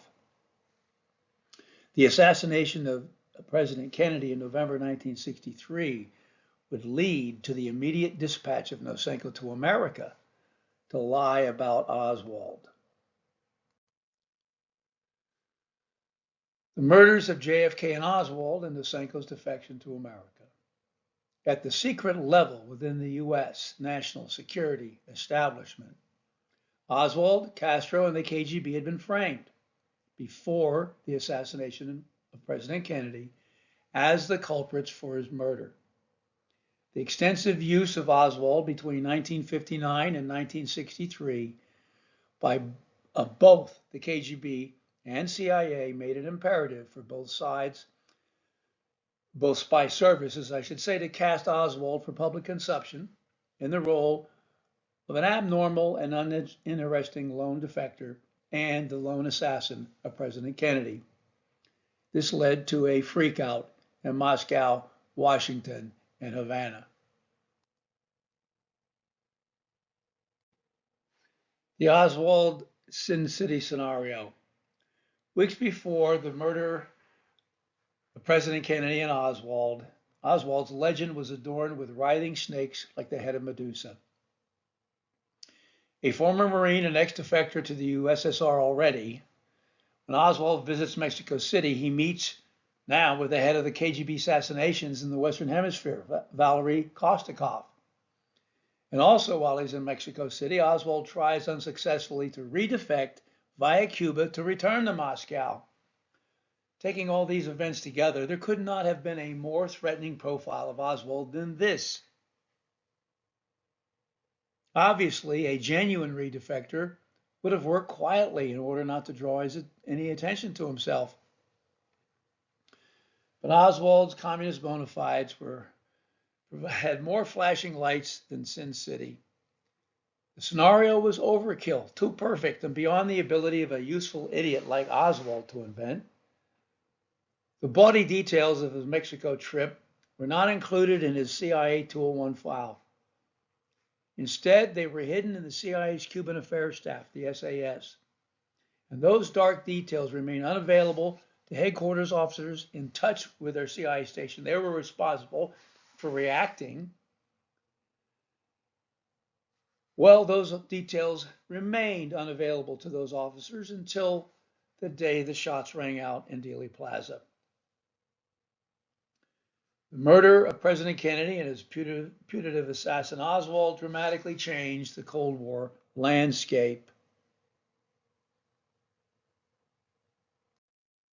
Nosenko was a throwaway to quickly plug a hole in the dike after the Kennedy assassination. By December 1963, the sky was falling in Moscow, Washington, and Havana. None of the alleged co-conspirators wanted anything to do with the radioactive Oswald, dead or alive. Before his 1959 arrival in the USSR, Lee Harvey Oswald was a total stranger to the KGB, let alone Yuri Nosenko. Yet 18 months later, during his 5 interrogation sessions with the CIA in Geneva in May and June 1962, Nosenko did not utter one word about Oswald. And yet there it is in January 64, in the wake of Kennedy's assassination, Nosenko's memories of Oswald's tale conveniently flooded back into his brain like Niagara Falls. Suddenly and conveniently, there was not a single detail about Oswald's defection to Moscow that Nosenko didn't know like the back of his hand. Of course, that was a tactic to ensure he would gain entry to America. So it was for the benefit of both sides in the Cold War that the true details of Oswald's USSR story remained secret for decades.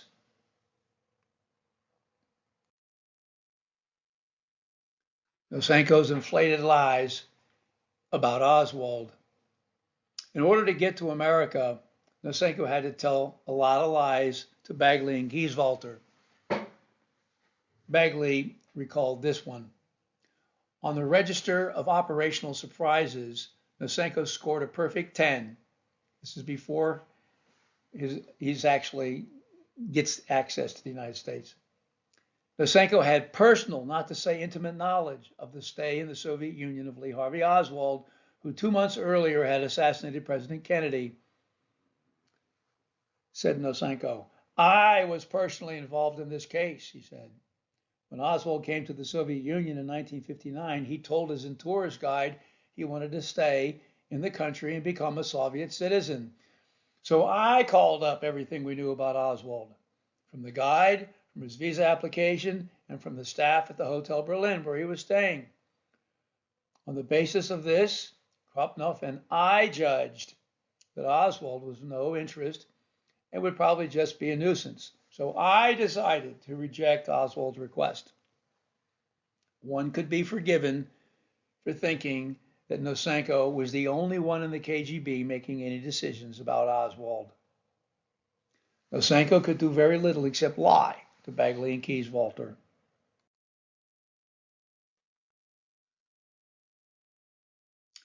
Golitsyn and others shot down a huge Nosenko lie about his job in Moscow. The truth is that Nosenko had no personal involvement in Oswald's case. Had he read Oswald's file, he would have been familiar, right out of the gate, with the truth. Experienced KGB foreign intelligence operatives would have interviewed Oswald to judge his intentions.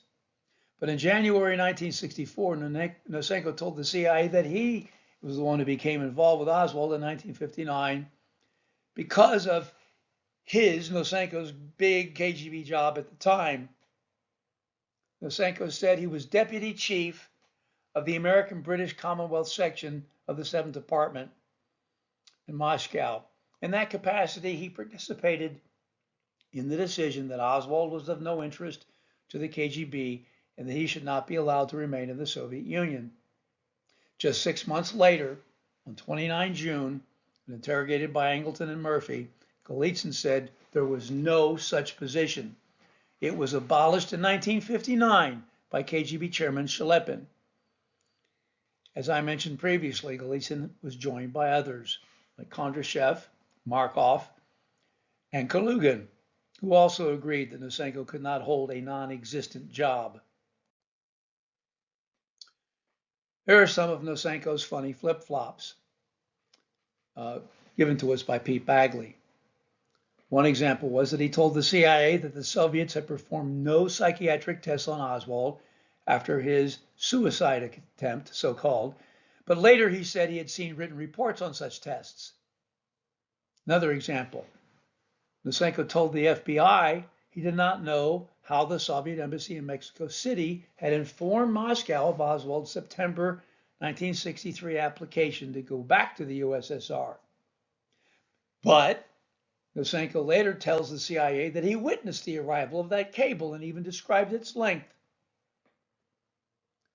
Another one, Nosenko told the CIA in 1964 that he had thoroughly reviewed the KGB's one-volume, modest-size file on Oswald, but told the House Select Committee in 1978 that he had only cursorily read the first of 8 thick volumes. Here's another one. Nosenko told the CIA that the FBI in 1964 that Oswald was not surveilled in Minsk, but told the House Select Committee 14 years later that 7 of those volumes consisted of surveillance reports and transcript of bug conversations in Minsk. These are just a few of Nosenko's greatest flip-flops recalled by Pete Bagley. The Minsk KGB Higher School of Counterintelligence was real, not according to Nosenko. On 4 March 1964, the FBI reported that Nosenko stated there's no KGB or GRU training school in the vicinity of Minsk. It's fascinating that this statement appears in a 1964 FBI report on Oswald. That report was one of 2 FBI reports sent to the CIA by FBI Director Hoover with the cover sheet stating this. Nosenko has read a copy of the memorandum dated 4 March 64, initialed each page, and has stated that he has no additional information concerning this matter. He expressed his willingness to testify about it before the President's Warren Commission,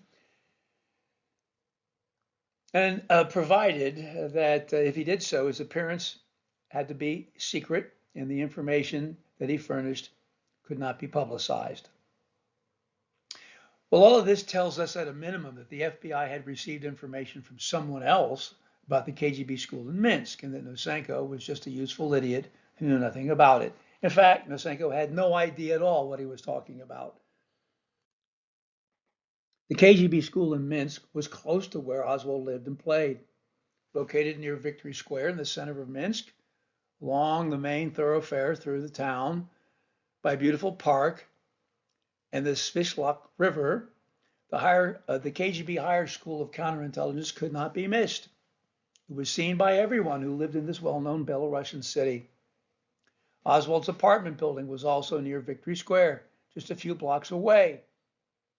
Every morning after roll call, all of the school's cadets would go for a 6-kilometer run through the park and pass by Oswald's apartment building. Obviously, Nosenko had no idea what he was talking about and no knowledge of Oswald's agent status in Minsk.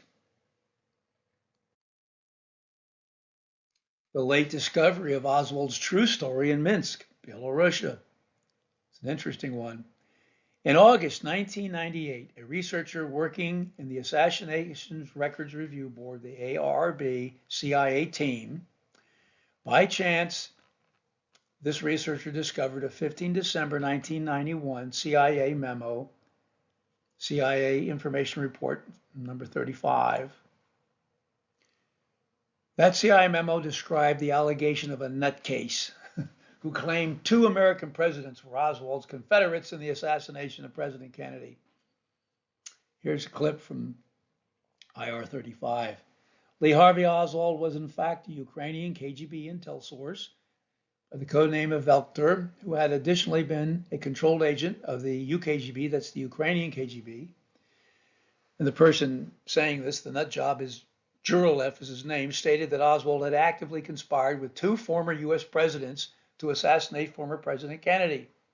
Jurolev, when pressed, could not provide any additional information. Well, now, since Roosevelt had long since been dead, the only two American presidents Oswald could have colluded with were Truman and Eisenhower. And that's crazy and out of the question, of course. But here's the thing. Jurelev was certainly a nut job, but there in his reporting and the CIA IR-35, there was a needle in that nut job's haystack. The last paragraph of that curious cable opened up a crucial crack in the curtain of time. Eventually, on 26 July 2017, when it was released, it unleashed a whole new body of extraordinary high-grade information about Oswald's history, true history in Minsk. The ARRB researcher added this. As regards para 1 of the nut job's allegations, we have substantive information from I.J. Decanter. That's a CIA cryptonym for somebody else. His name is Papushin. We have substantive information from I.J. Decanter, which outlines Oswald and his wife's KGB connections and emphatically denies any KGB involvement in dispatching Oswald to assassinate President Kennedy. Here's the needle in the haystack. For your background, I.J. Decanter was a second chief directorate officer whose bona fides were fully established. Now we fast forward to August 1998, and that researcher in the AARB CIA team saw such an extraordinary ending to an otherwise insane memo. The problem was the end of the ARRB was coming on September 1998 and approaching very fast. So this interesting moment becomes the last act of the Assassination Records Review Board. The ARRB wasted no time in running this blast from the past up the chain of command. The memo immediately landed on the desk of Michelle Combs, the ARRB Associate Director for Research and Review, and just as swiftly, she relayed the memo to the ARRB Executive Director, Laura Dank. Laura Dank sent a courtesy copy to the AARB CIA team leader, Bob Squirrett. And Dank also queried the CIA about this matter. Well, that caused the stars to align on 12 September 1998. Because the CIA provided the ARRB with I.J. Decanter's 201 file, including sections of briefing reports, an audio tape, and partial transcripts of conversations between the source, I.J. Decanter, that's Papushin, and interviews on Lee Harvey Oswald. And 13 days later, the personnel of the ARRB packed up their things, turned off the lights, and moved on to their new avocations. I.J. Decanter was a CIA cryptonym for Sergei Papushin, who worked for the KGB Second Chief Directorate and defected in place for the CIA. The entire story about Papushin and Oswald's, the true story of Oswald's stay, is in Chapter 3 of Volume 4, Uncovering Popov Small, and its title is The 1998 Discovery of Oswald's Secret Episode in Minsk. In sum, the December 1961 defection of Golitsyn prompted the dispatch of Nosenko to Geneva for provocation against the CIA to protect Sully. The November 1963 double murders of President Kennedy and Lee Harvey Oswald prompted the dispatch of Nosenko to the United States to lie over and over again to cover up the KGB use of Oswald in Minsk. A last-minute ARRB discovery from source I.J. Decanter revealed that Oswald had been an agent, so-called agent, for the Ukraine KGB in Minsk. All right, now we'll go to the next slide group in segment 3A8. Operation Kitty Hawk. When spy fishing is just like fly fishing, and Bruce Sully takes over, heralding the KGB's destruction of the CIA's operation against the Soviet target. The Kitty Hawk agenda was the same as the KGB. Endorse Nosenko, discredit Golitsyn, and dispose of a true bona fide USSR Navy defector for disposal to the KGB in Moscow. Golitsyn's 15 December 1961 defection to the US had been a knockout blow to the KGB's hopes to fully protect Sully, their KGB high-level mole in the CIA. On 4 February 1964, Nosenko was an expendable, useful idiot, sent from Geneva and thrown to the wolves to be eaten alive in America. In a single year, Nosenko's bona fides were in tatters. His no interest in Oswald's mission was a devastating failure. So, the KGB made a new plan. Second Chief Director Chief Gribanov ordered a new false defector, Igor Kochnov, to protect the previous defector, Nosenko. Kochnov was directed to use multiple lures to hook the fractured components of American intelligence. It was a devious plan to rescue Nosenko, discredit Golitsyn, and dispose of a bona fide Navy defector to the U.S., Nikolai Artemonov, and dump him off to the KGB. As Angleton's ops chief, Scotty Myler, explained, like fly fishing, by observing which insects fish snap at one locale, fishermen choose the lures that work there. The same is true when fishing for spies.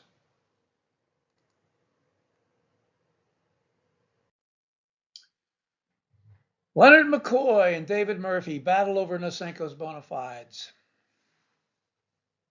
FBI Director Hoover was relieved when both Sully and Elbert Turner of the FBI Counterintelligence Section reported that Igor Kochnov's information certified that Nosenko was not a provocateur.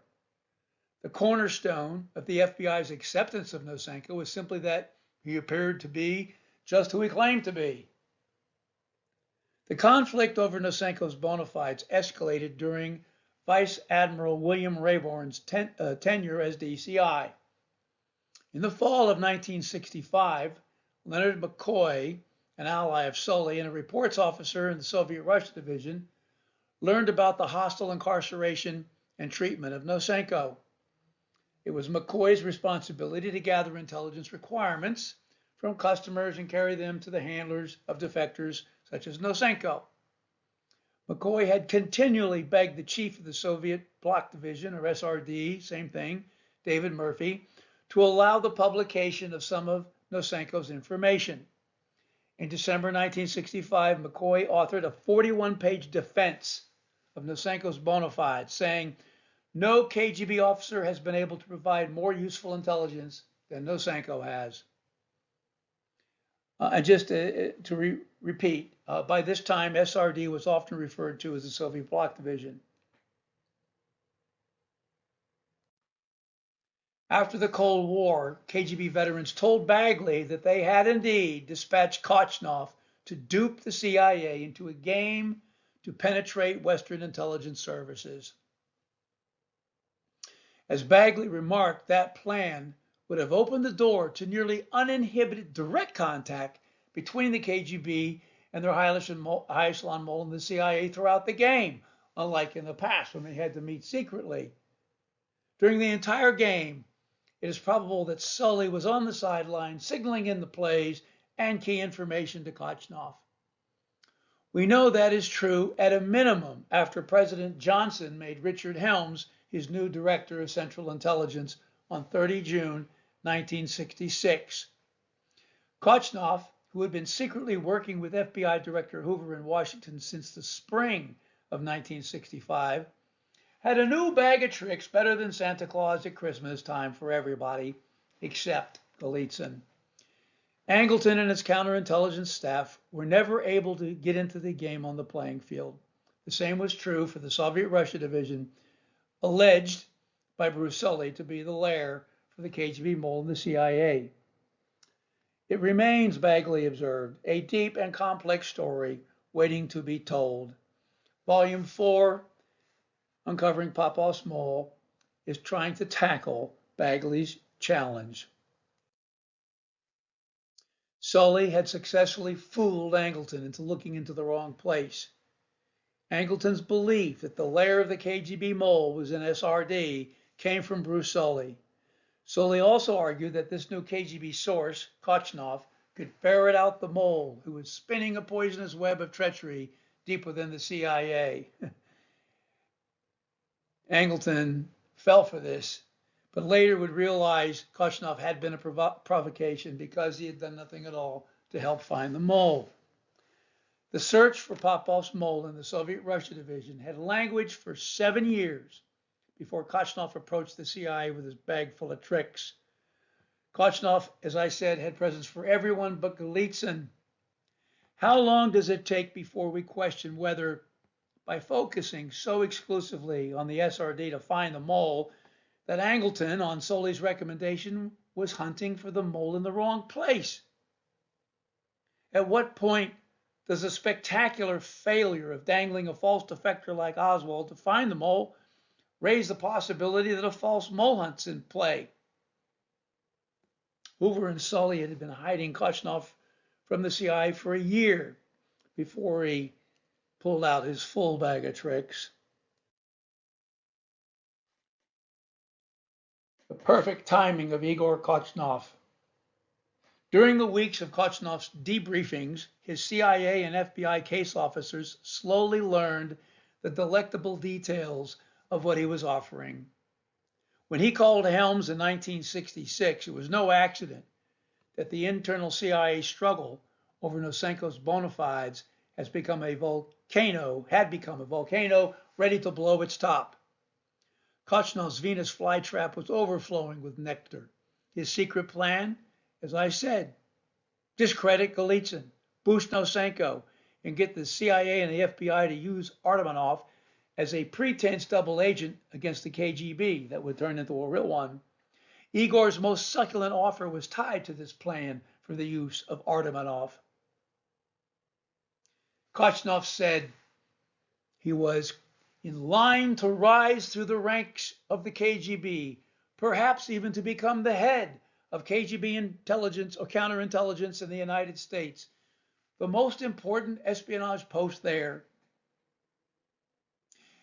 Kochnov said it would be an unparalleled coup for the CIA and the FBI to have in their pockets the KGB's top spy working in America. Igor claimed that he could become the most significant Soviet defector in the history of the United States. Oh my. That bright, shiny lie was just too good to be true. But the CIA and the FBI swallowed the bait. Hook, line, and sinker. Santa said, I could be the best defector in American history. Really. And so Sully took over Nosenko.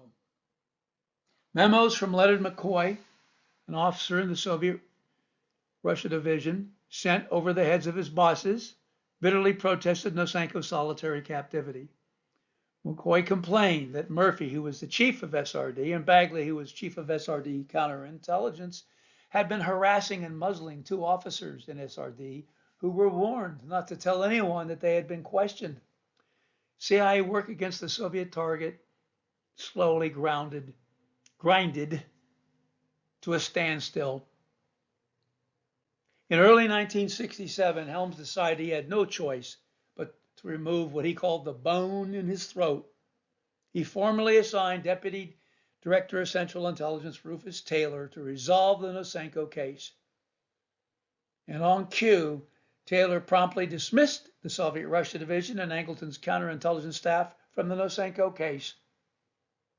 Taylor then reassigned the Nosenko investigation to the Office of Security, where Bruce Sully had already begun an independent investigation of the matter.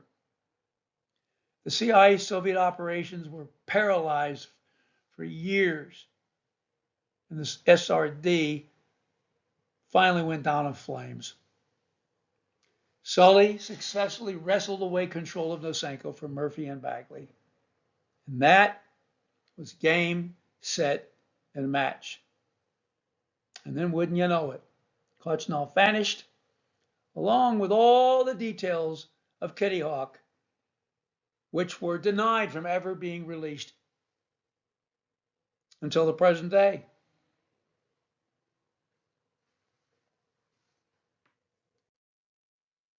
Summary and conclusion. Well before Igor was dispatched to play the role of a defector in place for the Americans, the KGB, like experienced fishermen, had already thoroughly studied their prey. From their own sources inside of U.S. intelligence, the KGB's counterintelligence experts knew nearly every detail about Artemanov's life. They had worked up his complete psychological profile. The alluring incentives dangled before the Americans led them to agree to what otherwise was a preposterous plan. Inevitably, Korchnov's triple play prevailed. This was especially true for the FBI, which had secretly accepted Korchnov as a legitimate defector a year before revealing him to the CIA. In the end, Bruce Sully, along with Artemanov's CIA case officer, now Len McCoy, conned Artemanov into becoming a real double agent working for American intelligence. At the same time, Nosenko's rehabilitation became a runaway train. As Bagley noted, thus began a double agent operation with Artemanov that was to last nearly 9 years, bring little profit to the Americans, and death to Artemanov.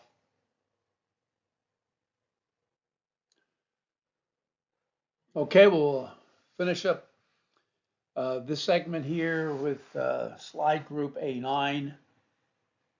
Kim Philby versus James Angleton. How Philby made mincemeat out of Angleton, who needed a father figure for security. Angleton only made it to Italy because National Cash Register sent his father there to work. A transparent overlay of Angleton's Washington activities between 1949 and 1951 shows that he unwittingly assisted Philby's hijacking of MI6 for Moscow Central. MI6, of course, is British version of CIA. Moscow's penetrations of the CIA and other Western spy services led to the KGB's capture of high-value CIA covert operations. That seizure enabled KGB precision in its re-scripting of information to influence Angleton's judgments and his control of actions. This extraordinary achievement succeeded to the point that Angleton acquired an unshakable belief in the trustworthiness of first Kim Philby in MI6, and then later, second of all, Bruce Sully in the CIA Office of Security. The evidence for the success of these covert hijackings and deceptions is surprisingly straightforward.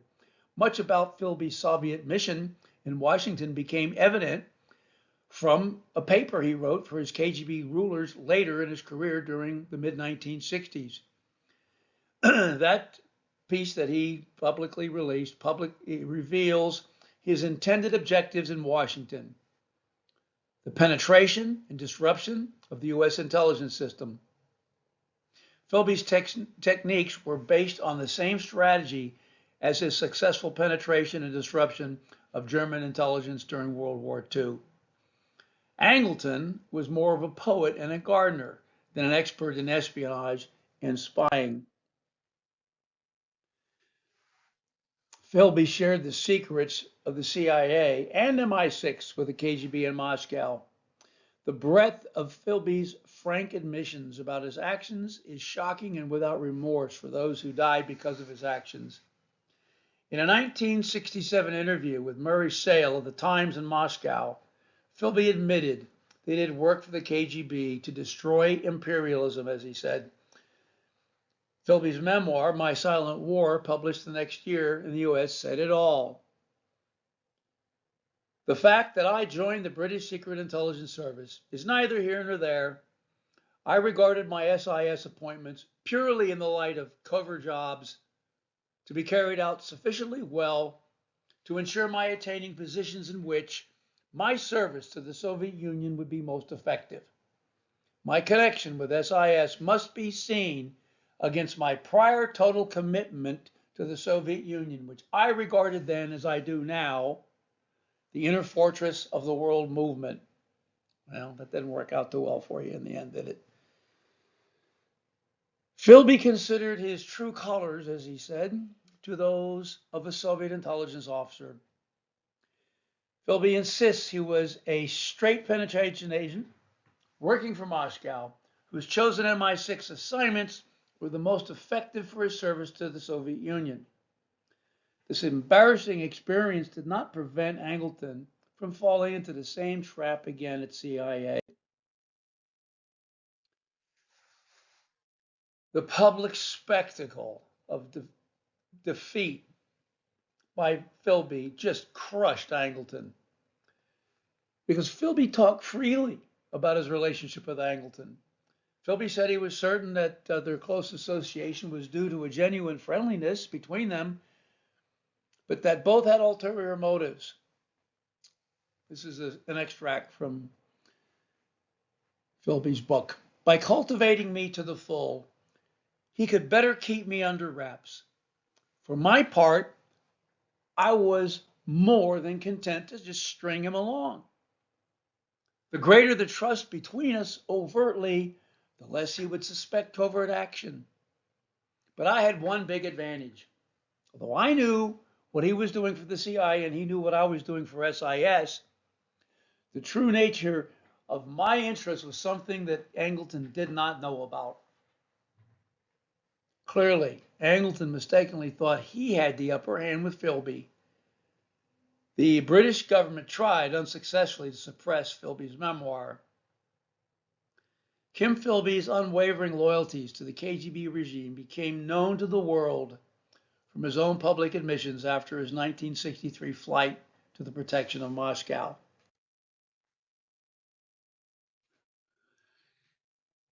From all the people who have studied the Kim Philby history, they all agree on one word: mincemeat.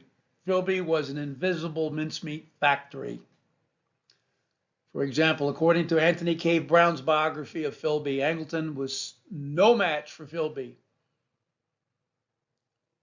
He, Angleton, did not have the highly disciplined classical mind of Philby. And that was why Philby was able to make mincemeat of him, even on his home ground. Angleton did, however, fancy himself as the Machiavelli of the new CIA and was regarded as such. Yeah, we all thought he was a legend. Philby acknowledged his special activities. Angleton needed to be watched. According to another biographer of Philby, Genrikh Borovic, Philby was one of Angleton's instructors, his prime tutor in counterintelligence. Angleton came to look upon him as an as an elder brother figure. Philby's betrayal of this relationship was later to tip Angleton into a state of permanent suspicion and have profound effects for the intelligence world. Only by pledging not to investigate DCI Dulles was, a guy like Angleton, who needed a daddy, did he get to be the counterintelligence in the CIA staff.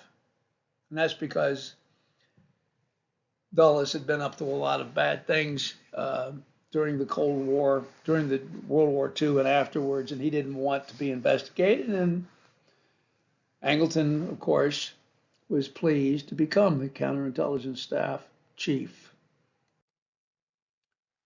Angleton managed to give away secrets in London and Washington. Philby was transferred to Washington to be the liaison between CIA and MI6. According to Christian Shakespeare's biography on Philby, Angleton, who was seduced by Philby's charm, recalled, This is Engel now, once I met Philby, the world of intelligence that had once interested me consumed me. He, Philby, had taken on the Nazis and fascists head on and penetrated their operations in Spain and Germany. His sophistication and experience appealed to us. Kim taught me a great deal. By facilitating Philby's entry into the United States, which Angleton did, Angleton unwittingly endangered U.S. national security for his own purposes. And on this point, for a while anyway, Angleton himself had been investigated by the CIA to see whether or not he might have been a Soviet agent. But he was too stupid to be able to do all that at once. There's no getting around the fact that Angleton was completely asleep at the switch. So Philby had become Angleton's elder brother and mentor. He had become much more than Angleton's counterintelligence instructor. Philby's inescapable charm left Angleton looking upon Kim as his elder brother, mentor, and confidant. However, Philby's power over Angleton was mitigated by Kim's resignation from SIS for nearly 4 years. Eventually, Angleton sent his own spies to report on Philby after the latter's dispatch to Beirut in August 1956. Yet incredibly, Angleton still had no capacity to use his own mistakes with this negative experience to consider how it might all happen over again.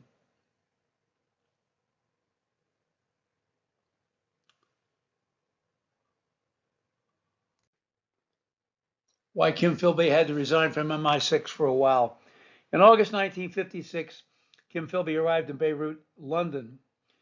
In London, back in 1951, he was forced to resign from Britain's Secret Intelligence Service, MI6, due to suspicion that he had warned Guy Burgess and Donald MacLean to flee to the USSR to avoid imminent arrest. Philby and Burgess were British traitors working covertly for the KGB, and Philby remained in London, where he was eventually exonerated in 1955 due to lack of evidence against him. Meanwhile, in the Middle East, in 1956, the stage was now set for a war. In July, Eisenhower decided not to join Paris and London in the war over the Suez Canal.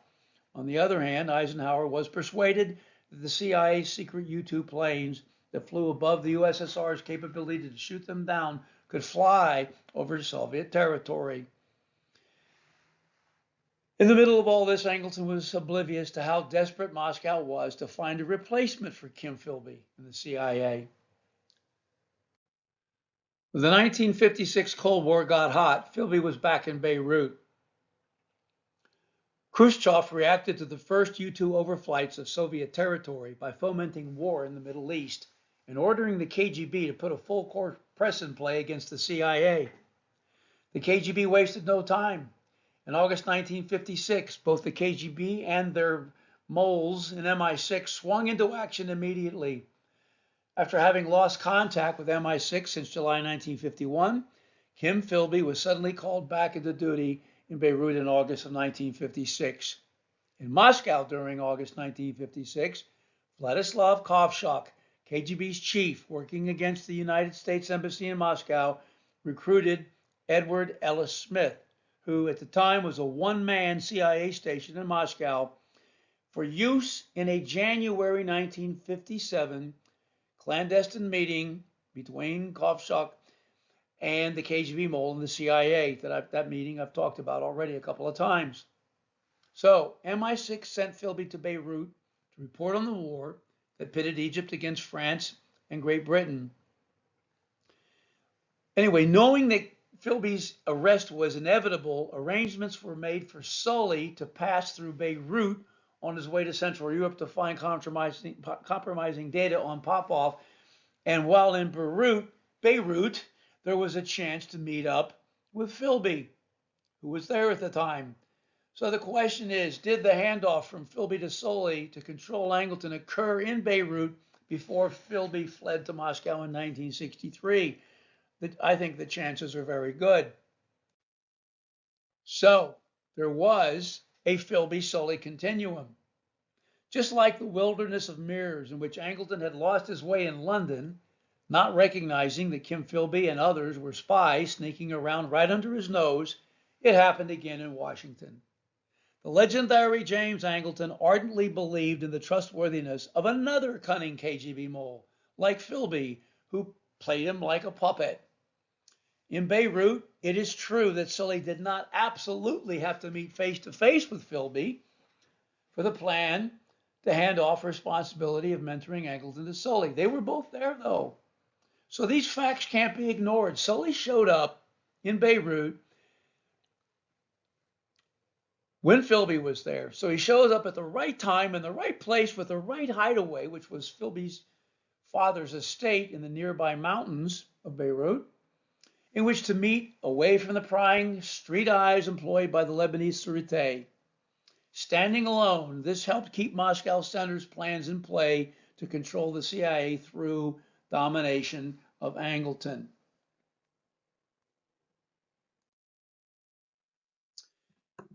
And there's a short summary for you. The two father figures on the left that the KGB used to control Angleton for decades, Philby and Sully.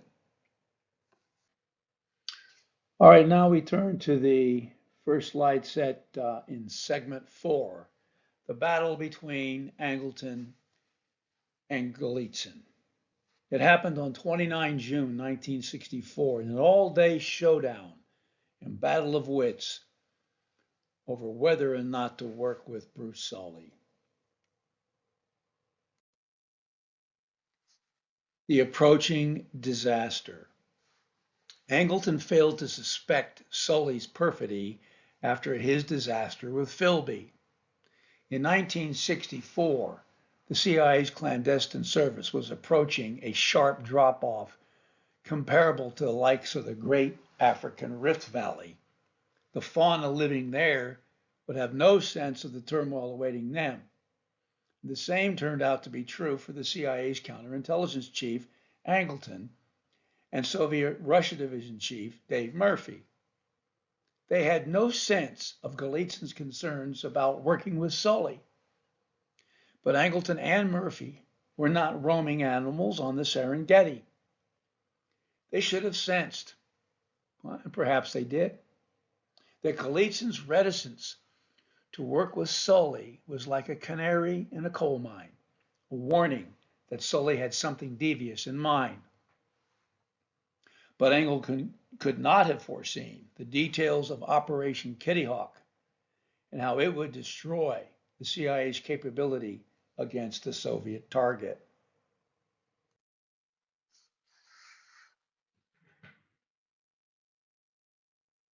Angleton would fail to force Golitsyn to work with Sully. On 29 June 1964, Anatoly Golitsyn was interrogated by the chief of the counterintelligence staff, James Angleton. Also present were Ray Roca, Angleton's research associate, who also happened to be the case officer for Golitsyn. And there was also Soviet Bloc Division Chief Dave Murphy. In the 8 recordings with Golitsyn made on that day, by the way, the first recording is missing, a high-energy dispute came up repeatedly in an otherwise wide-ranging discussion that covered events before and after Golitsyn's defection back on 15 December 1961. During this battle, Golitsyn found himself engulfed in a feisty argument with his interrogators. During that debate, an historic piece of evidence surfaced concerning the leak of Golitsyn's investigative playbook to the KGB. Golitsyn bluntly told Angleton and Murphy that his defection was the reason that the KGB immediately had begun preparations in January and February of 1962 to send Nosenko in March of that year to a disarmament conference in Geneva for a covert provocation against the CIA. Angleton and Murphy were frustrated by Golitsyn's suggestion that his information went to the KGB because of Angleton's collaboration with Sully. Angleton worshipped Sully as much as he had adored Kim Philby. The explosion triggered by Golitsyn's defection had gripped the Western spy services for the next 3 tumultuous years from 1962 to 1964. The fallout spawned battles in Washington, Paris, and London. One of those battles that took place was within the CIA and went virtually unnoticed all these years. It took place, as I said, in June 1964. Angleton worked directly with Sully. The reason he always did so was because the vaunted spectacle legend of the CIA had no inkling that Sully was a reincarnation of Philby. But Sully was far more dangerous. Unlike Philby, Bruce Sully had never been under suspicion. That was still the case in June 1964, and it remains so today. In his 1964 interrogation, Golitsyn aired his concern that during the spring of 1962, the KGB had been provided with the details of his own ongoing investigation, including what information he had specifically asked the CIA to provide him. The transcript of the 1964 Golitsyn meeting was like a Rosetta Stone in the Angleton-Sully relationship.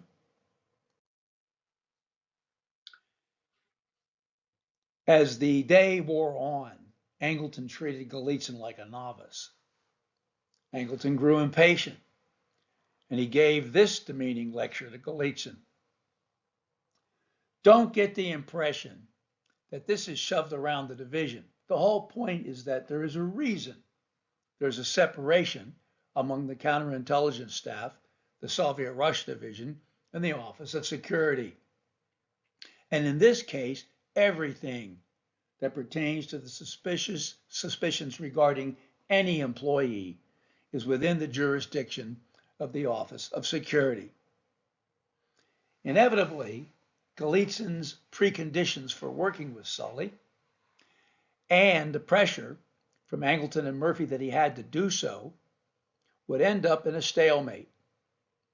Over and over again, both sides refused to budge all afternoon. Angleton was the loser for failing to take Golitsyn seriously. And Golitsyn came out the better because he pushed back, undaunted by the status of the CIA counterintelligence chief. So the Angleton-Golitsyn fiasco took place at the same time the KGB went on the warpath. None of what Golitsyn was trying to warn Angleton and Murphy about seemed to be registering with them. They were intent on breaking Nosenko into admitting he was lying by a harsh interrogation. And incredibly, at the same time, Angleton and Murphy were unaware that Sully was planning to certify Nosenko as bona fide. This moment was the beginning of a perfect storm. The date of that crucial interview with Golitsyn on 29 June 1964 fell in between 3 significant events.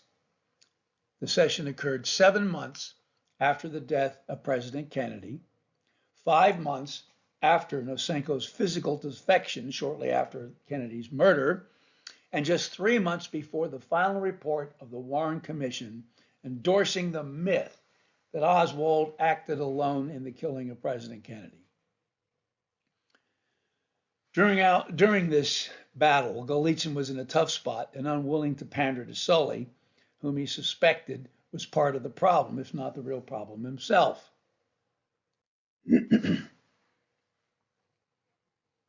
Inside of the CIA, no one but Sully and his pal Leonard McCoy knew that all hell was about to break loose. And for his part, Golitsyn tenaciously insisted that he be given important CIA files. The secret information he asked for included files of active American agents in Moscow and all information about American operations in Moscow. Those files had not been shared with Golitsyn. That was probably because they contained details that Sully did not want Golitsyn to know about. Golitsyn smelled trouble, and he was avoiding Sully like the plague. The principal repository for those highly classified agent and personnel files was in the CIA Office of Security under Sully's control, in the research branch of the Security Research Staff. Sully was the chief of that important, crucial component. Nothing came in or went out from the research branch that Sully did not know about. And no actions were taken by that branch without Sully's approval. Golitsyn was certain that his requests for information about the secret CIA files had been leaked to the KGB.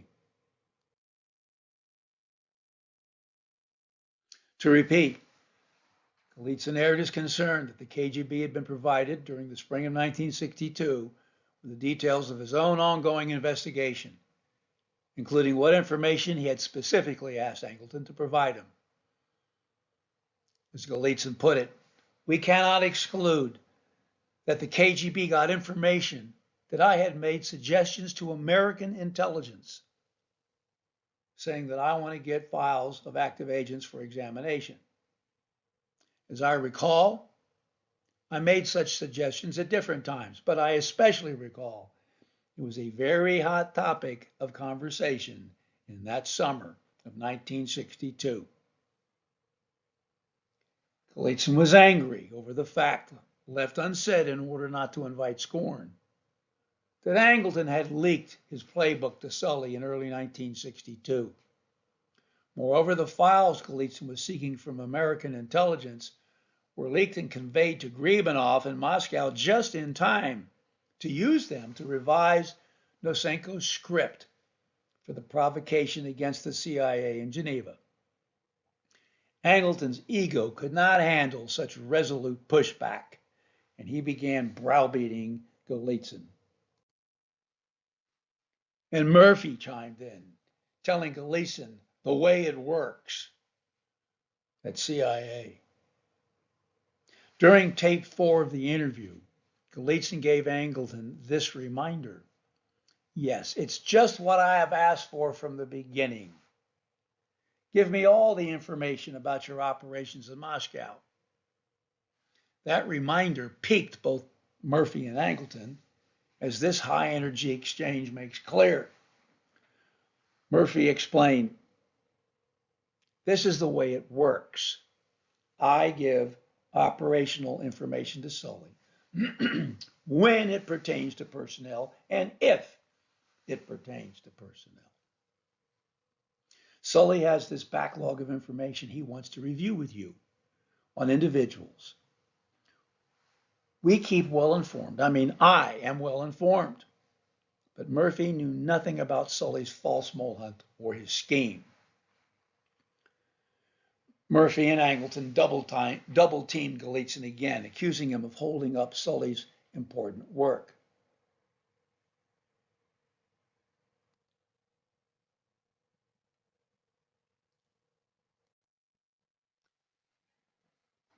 During a discussion about a Norwegian woman, Golitsyn asked Angleton to give him her files.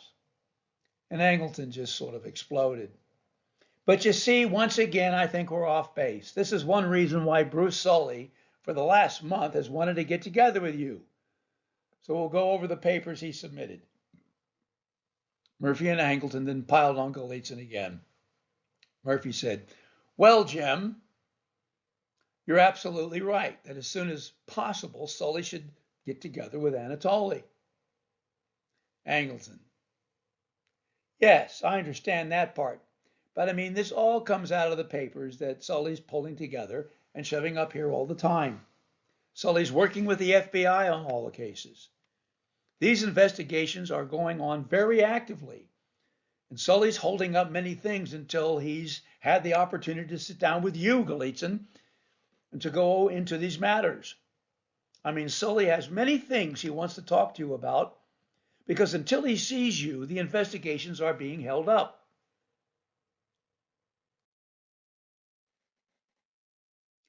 Angleton began to lose his temper over what he thought was Golitsyn's continuous prevarication about working with Solly. Angleton declared, "The area chiefs do not have any jurisdictional responsibility in terms of the investigation of CIA personnel. That rests with the Office of Security, it rests with the FBI, and it rests with my outfit. And Bruce is the #1 investigator on all matters of personnel and of penetrations of the agency. So that the sooner that he can sit down with you on these matters, the better. He's the one who is working with the FBI on them." And after that tongue lashing, the rest of the interview was irrelevant small talk, with one great big exception. I mentioned the Angleton-Solly Rosetta Stone. Well, here it is. At one point that afternoon, Angleton, browbeating Golitsyn, made this comment: "The sooner you get together with Solly, the better. To be very frank about all this, his office is the one office that I am not frightened about in terms of penetration." And that was Angleton's bottom line on Bruce Solly. Okay, now we come to slide set A11. The quest for Popov's mole, the evidentiary hierarchy, provenance, authenticity, and independent attestation.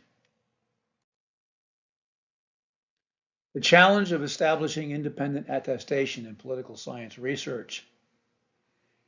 In political science, normal, straightforward political and military approaches to evidence sometimes leads to difficulty in attempts to follow the principles of both provenance and authenticity. And so a standard historical pedagogy can be problematic in Cold War research.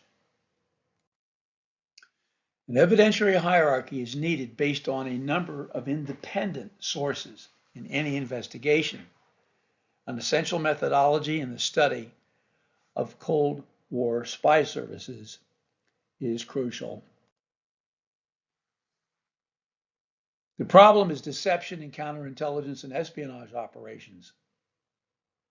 In Cold War research, military and political conflicts cannot be easily, if at all, separated from the concomitant conflicts between the spy services of the major powers. This problem arises from the necessity of deception in counterintelligence and counterespionage operations. In such operations, a premium must be afforded to the compartmentalization of intelligence information and to the protection of sources used to penetrate rival spy services. Construction of a 5-layered hierarchical pyramid for the prospect that Bruce Solly could have been Popov's mole follows. At the base of the pyramid is level 5. Concerns the evidence of a higher KGB mole in the CIA. Chapter 5, in Uncovering Popov's Mole, makes clear that there is an overwhelming multiple independent attestation that such a mole existed and was never uncovered. Independent sources include Popov himself, of course, Vladislav Kovshok, Anatoly Golitsyn, and Sergei Kondrashev. Besides the activities of Bruce Solly, there are also 4 dependent or minor sources connected to CIA counterintelligence chief Angleton: Scotty Myler, Ray Roca, Pete Bagley, and Edward Epstein. At level 4, discussed above, we find proof that the KGB sent a false defector, Yuri Nosenko, to Geneva to counter Golitsyn's December 1961 disclosures. In the spring of 1962, multiple independent attestation proves that Oleg Gribanov, chief of the KGB Second Chief Directorate, sent Nosenko to Geneva as a provocateur. Golitsyn defected to the CIA on 15 November 61 and was placed in the custody of counterintelligence chief Angleton. Anatoly's defection seriously damaged the KGB's previous use of false pretexts, creating created during 1958 to arrest Popov. The defection was also a threat to the identity of the KGB mole in the CIA, Solly. The KGB reacted by sending Yuri Nosenko to Geneva as a provocateur against the CIA. His mission was to discredit Golitsyn and protect the source used to certify Popov's treason. That source was the KGB mole in the CIA, who had also been used to obtain compromising information from Popov's assignments in Europe to help create pretexts for his arrest. Level 3, discussed above, shows that the KGB dispatched Nosenko to the U.S. after the JFK assassination to deny any Soviet interest or use of Oswald. The USSR feared U.S. nuclear attack due to their keen interest in and use of Oswald as an agent in Minsk. Nosenko was not a bona fide defector when he was dispatched to the United States in 1964. He had been a provocateur in 1962, and he was a false defector in 1964. Nosenko falsely claimed that he had personal, not to say intimate, knowledge of the stay in the Soviet Union of Lee Harvey Oswald, who 2 months earlier had allegedly assassinated President Kennedy. It was not long before the CIA discovered that Nosenko had never heard about Oswald until after Kennedy and Oswald were dead. Ironically, Oswald, the putative assassin of President Kennedy, and unable to defend himself, had become even more radioactive in death than when he was alive. Level 2, discussed above, is evidence of a communication link from the mole in the CIA through Paris to the KGB in Moscow. Golitsyn had complained that soon after his January 1962 interrogation with Angleton, the KGB knew all about what he had said to Angleton. At the time, Grievenoff was desperate to receive crucial intelligence from the CIA, and Mikhail Tsimbal and a senior CIA case officer who worked in the Office of Security both traveled to Paris. Tsimbal went there to meet with KGB spies, high in French intelligence. We know that from Pete Bagley and his KGB sources. And the officer from the CIA security office ends up, of course, being Bruce Soley. We know this because of Soley's travel records. They prove it. So why did Tsimbal go there? There is strong evidence, double independent attestation, that a leak from Washington ended up in Moscow.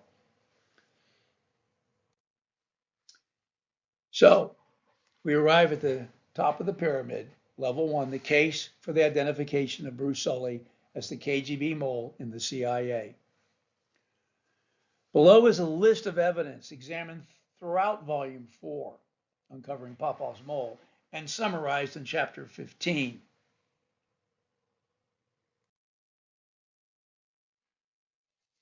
Each one of these in itself is a strong case that have been discussed and proved throughout my work in Volume 4, Uncovering Popov's Mole. So I'll just list them here. Number 1, the characteristics of a high echelon staff level officer in the CIA has been attested to independently many ways. And the same is true for Sully's base in Zurich, Switzerland in February and March 1957, and his design of a false mole hunt in 1958. It is also true for Sully's base in Paris and Geneva during May and June of 1962, and of Sully's KGB Kitty Hawk agenda overlay in 1964 to 1967. And finally, it is also the case for the Philby-Sully continuum and James Angleton's fall into infamy.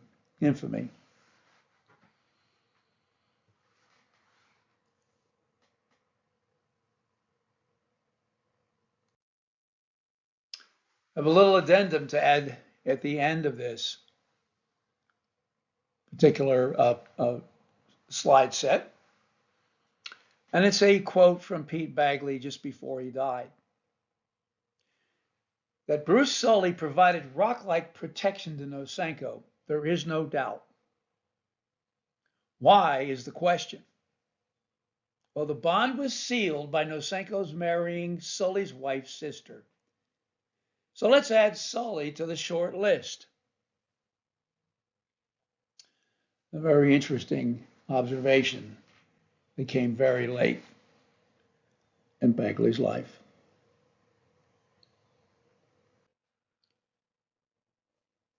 Well, I think it's fitting, well, it may seem a little bit strange, to finish with the foreword to Volume 4, Uncovering Popov's Mole by Malcolm Blunt. And so I'm going to read it in the third person here. A deep and complex story waiting to be told. The Cold War was energetically and pervasively waged from the end of World War II through the dissolution of the Soviet Union in December 1991.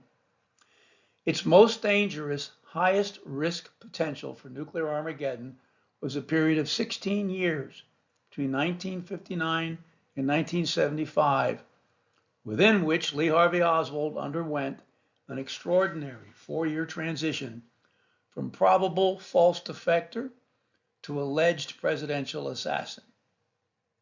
By focusing an intense, multifaceted lens on every available aspect of the Cold War, this volume, number 4 in the continuing series, may be our best collective effort thus far to examine and explain Oswald's transition and quite a lot more that has until now been largely overlooked. Conspiracies and theories in connecting the dots. Every theory, no matter how absurd, is supported by its own special dream logic, which I define as the human mind's ability to believe and rationalize just about anything it conceives.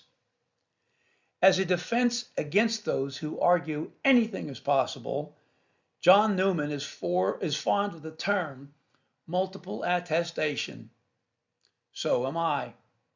For nearly 6 years, we have witnessed the proliferation of highly individualized conceptions of one man's identity, who was Lee Harvey Oswald. From the Warren Report in 1964 all the way up to the present day, range and diversity of opinion about Oswald has emerged from a doctored, incomplete, fractured documentary record, which is then reflected, quite naturally, within a fragmented field of assassination researchers. As such, it comes as no surprise that such division plays out as a consequence of bias, wishful thinking, deliberate misdirection, fraud, misinterpretation, illogical inferences, and most of all, the conceit of certainty, by which we find ourselves still grappling to ascertain fundamental answers to fundamental questions. But all is not lost. There is good news in that we now have access to the greatest number of assassination-related records any generation has ever known. We also have some of the best minds of our time following leads which, until recently, could not have been developed or pursued. Shadow and light. A paradigm shift occurs when a current framework or system is rendered obsolete. The progress to which scientists and historians devote their lives is earned by working within the most current system. Occasionally, but not very often, something happens that challenges the prevailing wisdom by overturning what had been regarded as unquestionable. New facts create new questions, which give birth to new models and new hypotheses. A great deal of this book will fall into that rare category of new paradigm. To access this new paradigm, John must first introduce to the reader a detailed chronology of Cold War deceptions, KGB versus CIA, spy versus spy, bona fide defectors versus false defectors, advocates versus detractors, true mole hunts versus false mole hunts. This lesson will prove to be essential if we are to understand the context of what is new in relation to what must be replaced. The subversion of routinely generated paperwork associated with Oswald's 1959 defection to the USSR, which should have been disseminated to the various relevant desks of the CIA Soviet Russia Division, is something we have struggled to understand.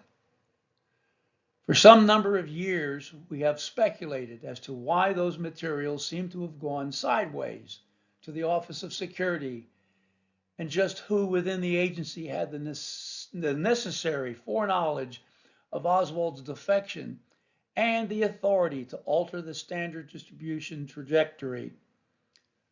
What follows within the pages of this volume will go a long way toward answering those questions once and for all. What does this change? The resurrection of Pete Bagley's plea to remember the ghosts of the spy wars, to pick up where he left off, and to bring new focus to the issue of uncovering Popov's mole is, for me, an almost unimaginably significant development. The serendipity of my role, quite unintentional, of serving as a conduit to connect John Newman to Pete Bagley is, shall we simply say, an interesting turn of fate. 8 years after Pete's passing, there arises a symbiotic relationship between my dear friends, two atypical thinkers with many shared qualities of distinction.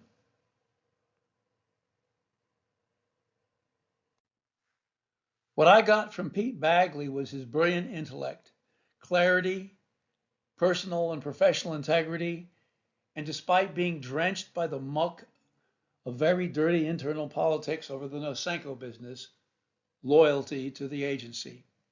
What I get from John is his deep interest and enthusiasm and his innate ability to interpret the complexities inherent within the world of espionage.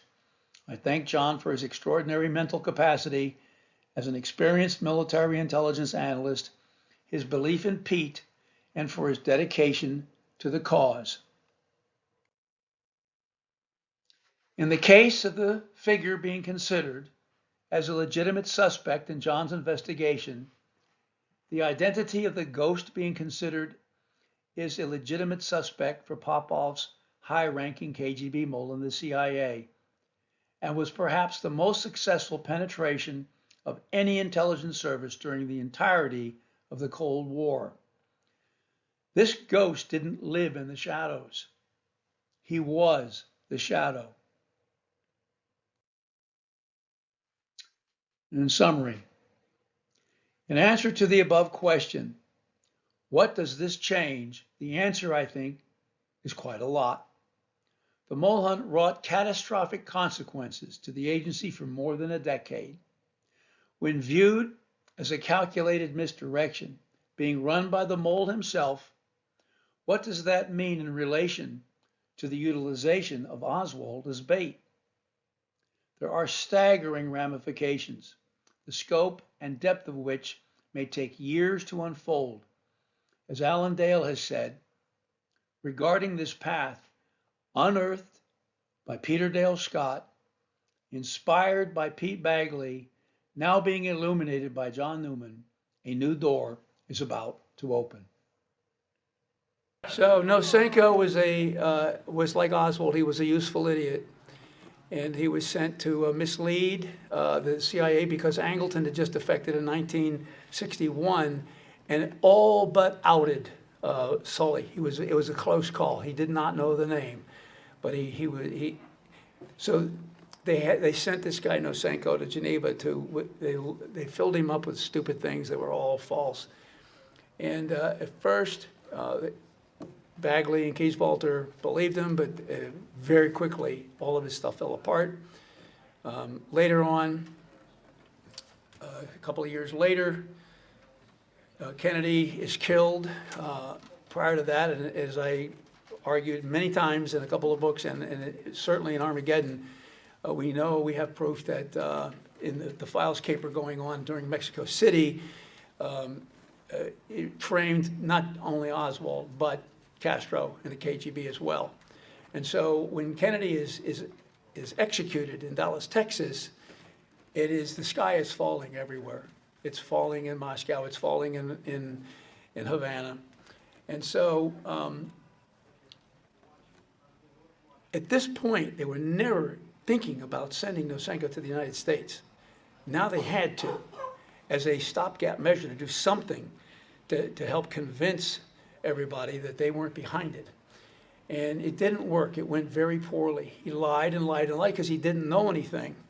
And so every lie he told, Bagley and others were able to disprove it, and so he would just change his mind. Oh, I must have forgot that. And so there's a whole list of the bloopers, the greatest hits of Nosenko that I have for you, but I'm not going to go through all those. The point is that at that time, Nosenko was failing miserably. So in 63 and 64, plans were made to help him or replace him with a much better mole, whose name was Oleg Kochnov. And his technique was basically summed up by an Angleton guy, Scotty Myler, that spy fishing is just like fly fishing. You see where the fish snap or they don't snap, and you give them the lures that they do, and that's how you catch spies too. So they sent a new mole, Kochnov, to save the other one that got, not mole, the new false defector, to save the first false defector. And he came in with a 3-point plan, which was to certify Nosenko and discredit Golitsyn, and to make an example out of a guy by the name of Artemanov, who was a Navy defector, a great Navy defector, gave us all the stuff that we didn't have on the Soviet Navy, to make a plan where he would be sent back in a so-called double agent operation in the Soviet Union, where he would be killed and executed to make an example for other Russian people not to defect to the West. And Sully executed those 3 parts. That was the KGB agenda, and Sully came out into the open and just did it. Why? Because because the director of Central Intelligence, Richard Helms, said, "You got it, but you got it. It's your ball game." When he was asked why by the House Select Committee that he did that, and he actually had lied about it, he said, "I had to take the bone out of my throat. I had to get the bone out of my throat. We weren't doing anything." And so what happened was Bagley and all those guys were let go. And this guy from the security office is given full control by Helms of the Soviet Russia division and the counterintelligence staff. And so the real guys go down in flames. It's over. There's nothing left to go against the Soviet target for years. And so how long does it take, How many years does it take when you keep looking in that place where there isn't a mole that you start to realize there's no mole there, right? So, but Angleton just didn't get it. And he just kept looking and kept looking. He needed a daddy guy, and Kim Philby was that guy. And so when Philby got into trouble in 1951, that's when Sully was brought in and recruited. He wasn't activated until 1957, when they had to go back and talk to him about what to do to get Popov and to get that damn U2 stuff fixed up. And that's and I'll go ahead and answer the question that I was going to ask. I was going to plant a question in the audience here to ask me if there's a lot of things that I've discovered, continue to discover day after day since this breakthrough, but there's a big one. And I had the story, but I didn't take the leads where they would go. They needed to meet with Sully in secret places. Well, there were 3 Russians, okay, Kolchak and Guk and Kizlov, And they can't go marching around Washington looking for safe houses. They look like Russians looking for safe houses. So they needed an American to do that for them that they could trust. And so the one man, at that time, there was a one-man CIA unit in Moscow, in the embassy. And his name was Edward Ellis Smith. And Koshok he was really swift. He did a sex trap thing, compromised him, and he thought he was in bad trouble. He said, look, here's what we're going to do. You're going to be fine. We're going to make you rich, but you got to play the game. You got to confess. We're going to go take you back to the United States. We're going to have like a trial, and you're going to be found guilty, and you're going to just disappear, and they won't know anything about it, but you're actually going to get a great job out there at the Hoover Institute. We're going to be paying you all this money. Now, he had to be escorted back. And the guy in the security office that had the job of being over all of Eastern Europe and was licensed to go into denied territory, i.e. the Soviet Union, had to escort him back, and that was James McCord. And James McCord was the guy that helped Koshok get all those movie houses of where they met and decided on the trips that Sully was going to have to make to Beirut and all over the place. That was James McCord who did that. They flew together back in the 40s, bombing Germany.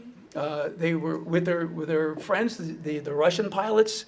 They were all bombing the same place together, and they were friends. And Sully's background, they were Norwegians, very progressive guys, and the whole kit and caboodle went to Wisconsin, and he went to the University of Wisconsin and made friends there with a lot of people, and so on. But Bruce Sully, unlike Kim Philby, didn't drink. And he lasted. And everybody thought this guy was really, really super smart. But the only reason that was because he kept quiet all the time. Because if he says one wrong word, he's done. And so he managed to go through this whole thing until they gave him full power. And then he came out in the open and embraced the KGB agenda all the way. And that was incredible. I couldn't believe that story. It's called Kitty Hawk, Operation Kitty Hawk.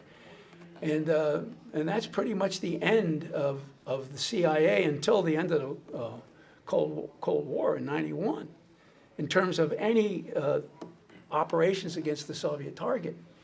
So from 1951 all the way up to Moscow falling down, and that's the end of communism, but it's not the end of crazy over in Russia, as you know. Those were the years where the KGB and Moscow Center owned the CIA, MI6, and French intelligence. And so I'm teaching counterintelligence this semester to my students at James Madison, and I'll end with this. I asked them a question. I said, what if I told you that the counterintelligence in the Western spy services isn't there, that we don't have any counterintelligence? All we have is just lies and manipulations. Philby was the first guy that Angleton told everything to, and then Sully replaced him. Okay, and so I would say you might want to watch that Philby 6-part series. It's great to watch. You might also just MGM Plus. Yeah, it's MGM Plus. By the way, the YouTube stuff that was up there, those have already been fixed. Unfortunately, I brought an earlier set of slides that had Zhukov's thing on there.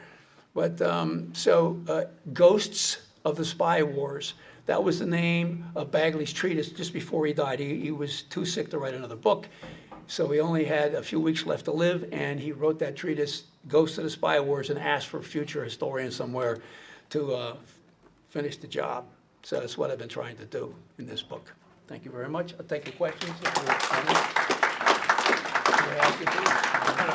time right now. Okay, out of time, sorry. But I'm sure he'll be around to ask questions. Is that correct, Dr. Newman? Yeah. All right. Stay Ladies around. and- We got, don't forget, we've got tomorrow, Okay. Martin Luther King, All right. brand new stuff. Ladies and Here's gentlemen, what it is, the CIA penetration of Martin Luther King's inner circle, coming tomorrow. all right, ladies and gentlemen, Dr. John Newman. I was just trying to imagine how many tens of thousands of hours he must have spent to be able to create that piece and to be able to break it down into a little over an hour. Obviously, that was a tremendous labor of love, I'm guessing, on your part. A whole team of people worked 18, 19 months. Wow, wow, amazing.